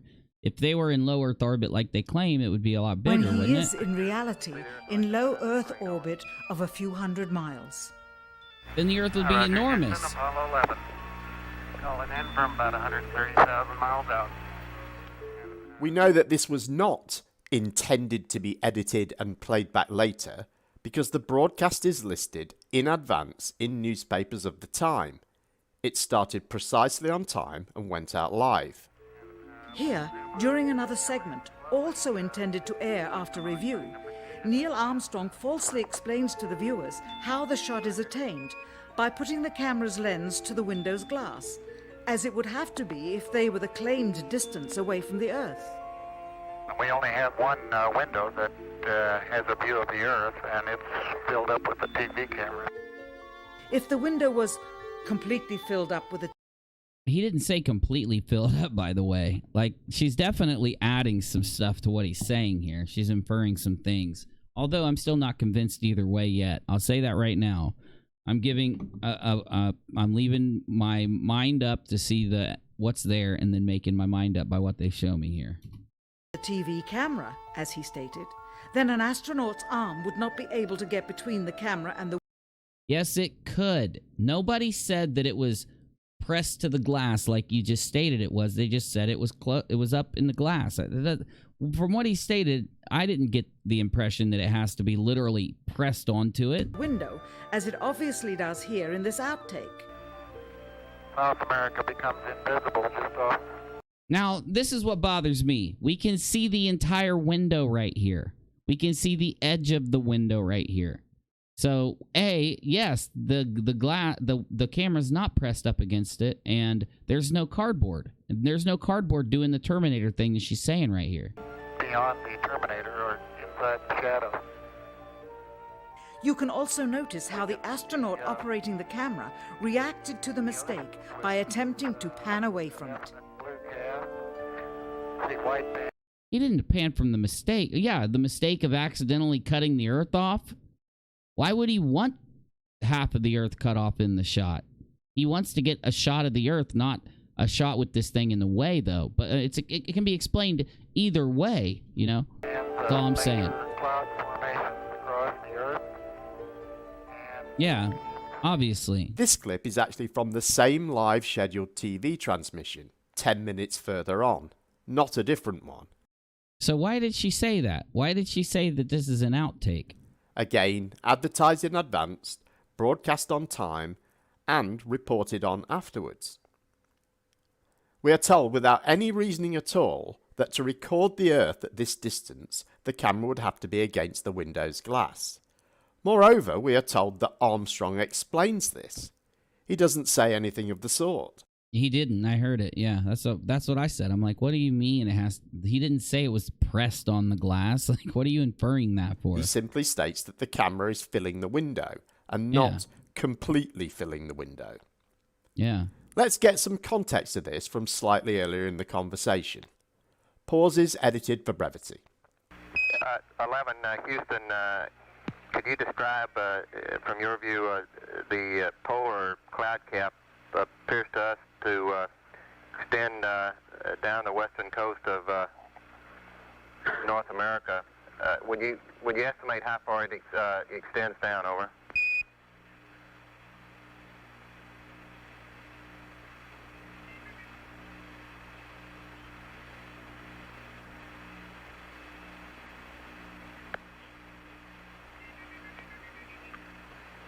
Trying to fit everybody into the window. It appears that the cloud cap comes down a little bit below the southern extremity of Alaska. Roger.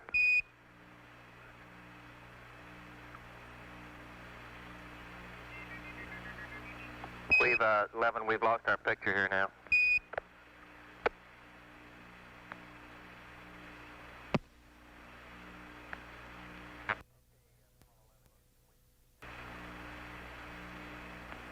Okay, Apollo 11, Houston, we've got the picture back now.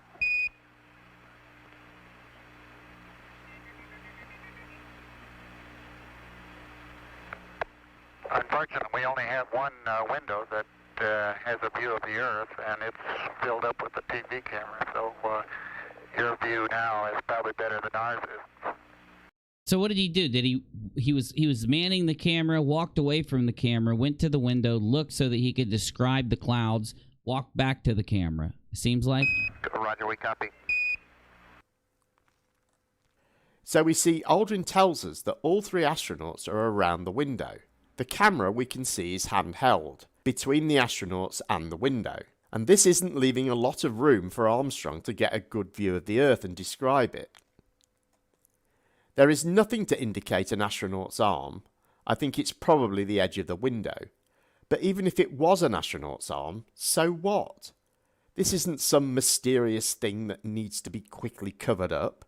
It's just an astronaut trying to aim a camera while floating weightless in a cramped spacecraft, probably distracted for a moment.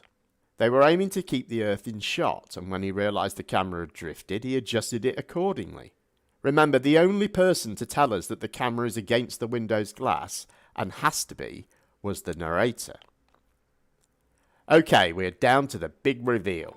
Here we go. This is a segment that they believed wasn't even being recorded, much less suitable for broadcast, for the lens was being zoomed out, and the scene was being changed to that of an interior of the astronauts at work. The scene was being changed. What the hell is she talking about? The scene was being changed. And apparently the stop button popped back up on the recorder without notice. Here is the diffused work light that they used to see camera controls, but not... They, of course, are going to zoom out. Of course they are. They're ending the shot. Why wouldn't they zoom out? Why would they leave the zoom on? Throw light onto the spacecraft's wall. Here they remove part of the crescent insert. That just looks like a person walked in front of the window. I wonder if we could download this and tweak it and turn up the brightness and contrast and see if there's anything we could see, because bet you we could. Finally, the iris is opened up and you can see the real location of the camera and the very bright and near Earth out the window. Here is the slate for the That's the sun, though, isn't it? The 19th of That's the other side. That's not the same window. July. Is it? And the same shot of trickery on the 19th of July. And then the 20th. And the same misleading shot on the 20th. Later that evening, they were said to be walking on the moon. They zoomed in on the Earth, though. We saw they can't zoom out. That doesn't make sense. What the lady just said doesn't make sense. She's saying they zoomed out, and when they zoomed out, the Earth got like that small. The Earth can only be that small if you're not in Earth orbit. So that doesn't make sense. Let's hear Jim Panda explain it. I'm sure it'll make sense. How can this be when they were in Earth orbit only 9 hours earlier, and They the weren't. moon is some 3 days' journey away? Furthermore, if they genuinely went to the moon, why would they be faking any part of it? Why this You didn't prove that they're faking it, though. I mean, trickery with the window? By faking being halfway to the moon, it becomes apparent that they did so because they could not even go halfway. It thus confirms that the stumbling block to their success was the lethal radiation of the Van Allen radiation oh, belts. come on. Are you kidding me? Are you kidding me? Since the same equipment was used on the subsequent missions in the 40 months that followed, none of them could have gone to the moon. They only increased their proficiency at staging them. Well, since they keep saying it, I will too. This is from the same scheduled live TV transmission.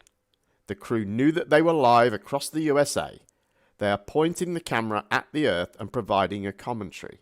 What would be the purpose of this if they didn't think that they were even being recorded?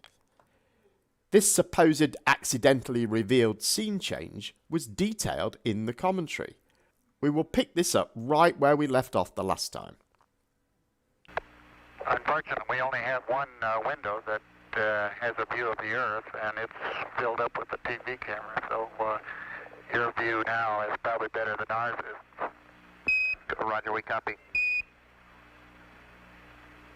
11, Houston, if you could comply, we'd like to see some smiling faces up there. If you could give us some interior views, I'm sure. I'm pissed, man. They cut that out purposely. That fucking video by Bart cut that out purposely. That pisses me off. Because that's not in their video. They should have kept that in their video. They purposely edited that part out that he just said. That was purposeful, man. That's fucked. Sure, everybody'd like to see you over. Why didn't we hear that with the lady narrating it? They also talk about when switching scenes and bloody, zooming out and showing the guys inside. They act like it's an accident, like they didn't know they were recording. I'm pissed, bro. I'm pissed. We'll reconfigure the TV for that. Roger. I'm pissed. That's fucked up. They literally say they're going to zoom out and show the people inside the damn craft. They cut that out. Bart Sibrel cut that out. Look at that. Hey Bart, you can't you can't zoom out like that if it's a damn cutout of the Earth.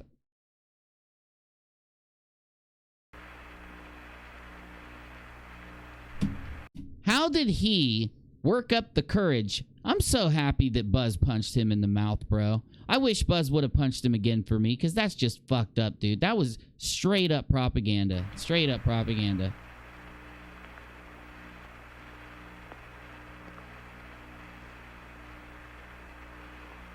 Yeah, hey, Buzz, what's his name? Bart Sibrel. How is the Earth this big if they're not far away from it? If they're in Earth orbit, how in the hell is it this big? We just saw the straight zoom back. You can't do that if you're in low Earth orbit. Now remember, when we saw Bart's video, it cut right there. It cut, and then they try to tell us that they're moving to a different scene when it was a straight cut. Like, there was no cut. It was just a straight. They just kept recording. Guess who cut the video? Bart Sibrel.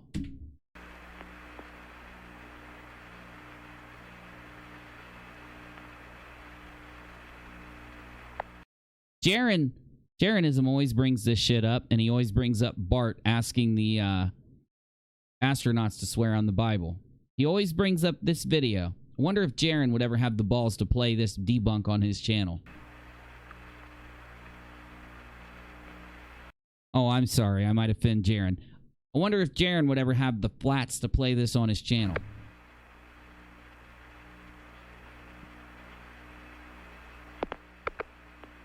So sick, dude. So sick.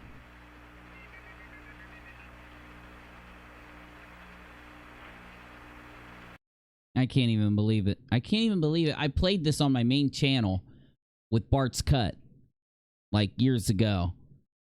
Now to find out years later that Bart edited the video up and lied about the shit. Because he just hearing him give instructions to do it and then seeing them do it debunks Bart completely.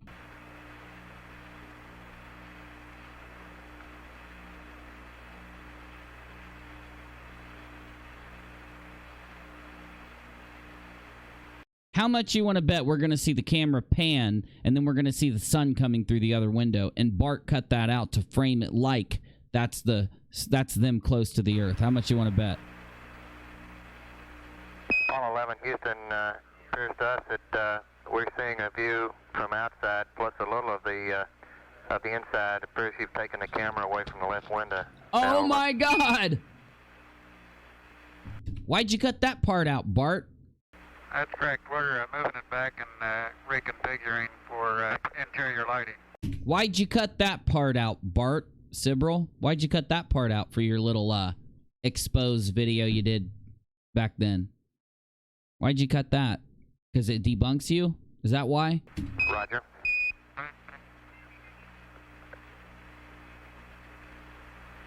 We can still see the Earth through the left window, and it appears that we can see a floodlight off to the left, either that or some sun. Oh my God, they literally talk about the flood. You acted like them showing the floodlight was an accident, Bart. They literally are just talking about it. Why'd you cut that out? Shafting through the hatch window. Why would they cut that out? That's a floodlight. Hey, Armstrong, that's a floodlight.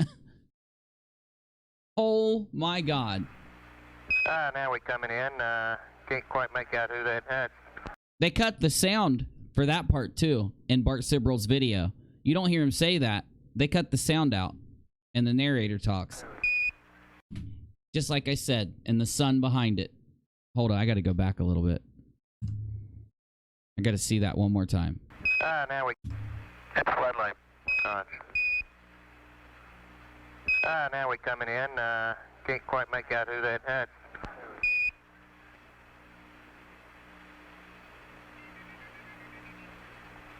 That's Big Mike Collins there. Well, you got a little bit of... Yeah, hello there, sports fans. You got a little bit of me, plus Neil's in the center couch, and Buzz is doing the camera work this time. Roger, it's a little dark now, 11. That's the sunlight coming in. That's not the Earth. That's the sun. Maybe a bigger f-stop might help. Yeah, that's in work.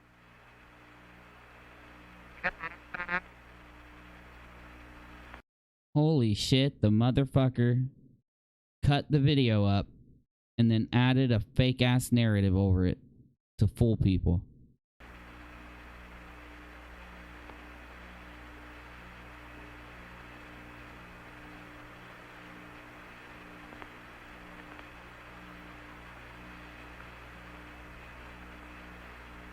It's getting a lot better now, 11. Mike, you coming in 5. I got a good... So Mission Controller Charlie Duke asked the crew to get some shots inside the spacecraft. Armstrong said they would reconfigure the TV for that. Eventually we saw a floodlight that was behind the camera gradually swim to a position in front of the camera. Charlie Duke noticed they had moved the camera back from the window, and Neil Armstrong confirmed this. And all of this went out live across the USA. The claim that this is the result of a stop button popping back up is a ridiculous fabrication. It is. It literally, they lied.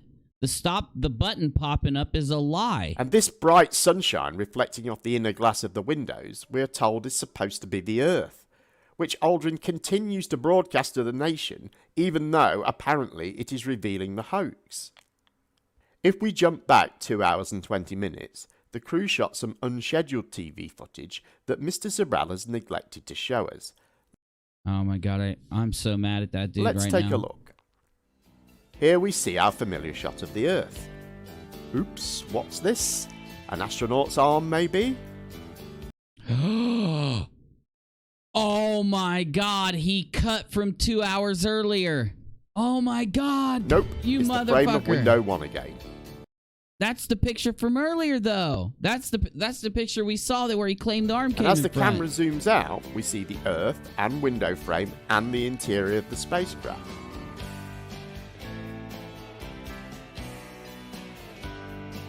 Damn it, I'm going to be demonetized now. That's an REM song. Now the spacecraft rolls, and the Earth goes out of view. I will speed this section.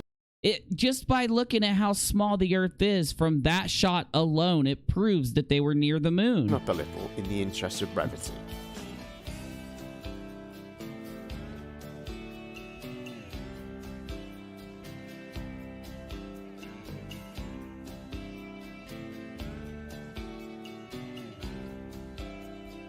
And soon we see the Earth reappear, this time through a rendezvous window, showing that all of Sibrel's assertions about low Earth orbit, spacecraft windows, is all a fucking lie, and Bart Sibrel knew it.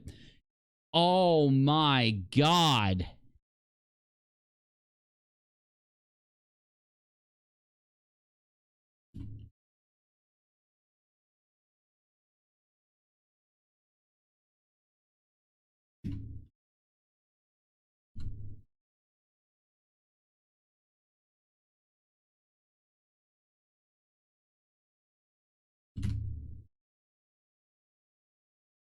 As you know about risk. But we as a crew... No, I want Buzz punching Bart. I want to see it. You're the one who said you... How did Bart Sibrel, knowing that he lied about that propaganda piece he put out, walk up to Buzz Aldrin and ask him this question, knowing he lied, knowing that video's fake as fuck? Walked on the moon when you didn't. Calling the kettle black if ever thought of it. Saying I misrepresented myself. Away from me. You're a coward and a liar and a thief. And a thief. And a thief.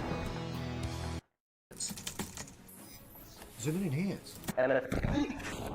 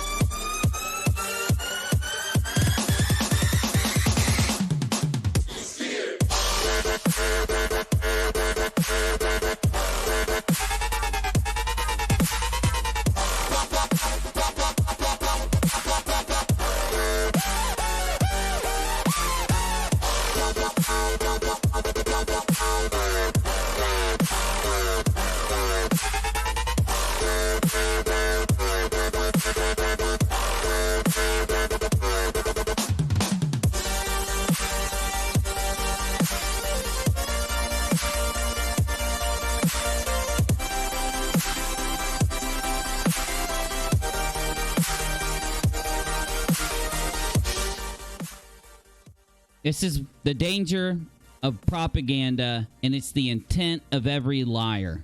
To take something great we've done and frame it in a way that can be used to create 100,000 flat earthers because of the lies that other people tell.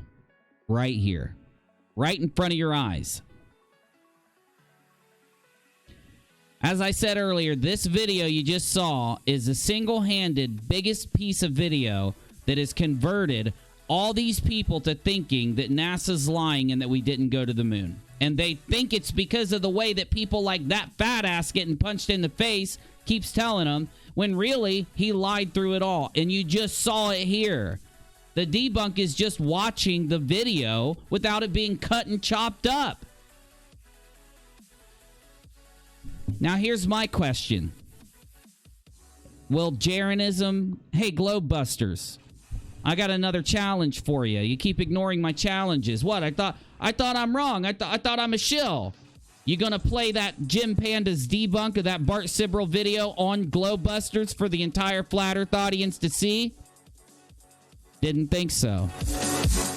I'm UNIRock. I'm heading to DLive. DLive.tv/UNIRocktv. Everybody! Hit the join button next to the subscribe button, and I can get some more emojis. Bart Sibrel sucks, says Secret Shadow Glove. Very true, my friend. So let's watch him get punched in the face for 3 minutes straight, shall we?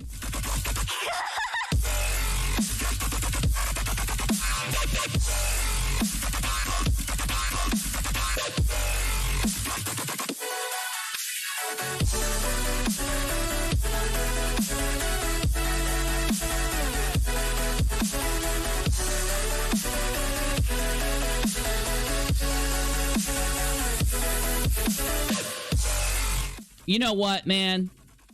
Buzz Aldrin did not just risk his life. Buzz Aldrin did not just risk his life to go to the moon. But also, he gave that fat fuck a right hook straight to his fat ass cheek. Dear God, that man right there. Buzz Aldrin, my lord. That's one hardcore dude right there.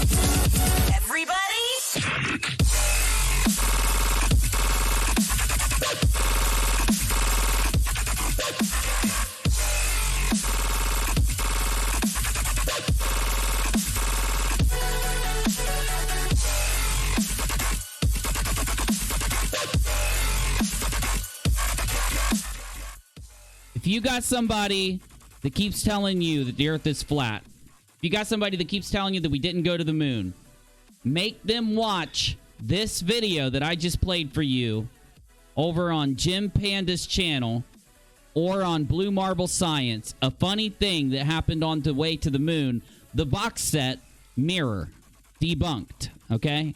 Right here. Dropping the link in the live chat right now.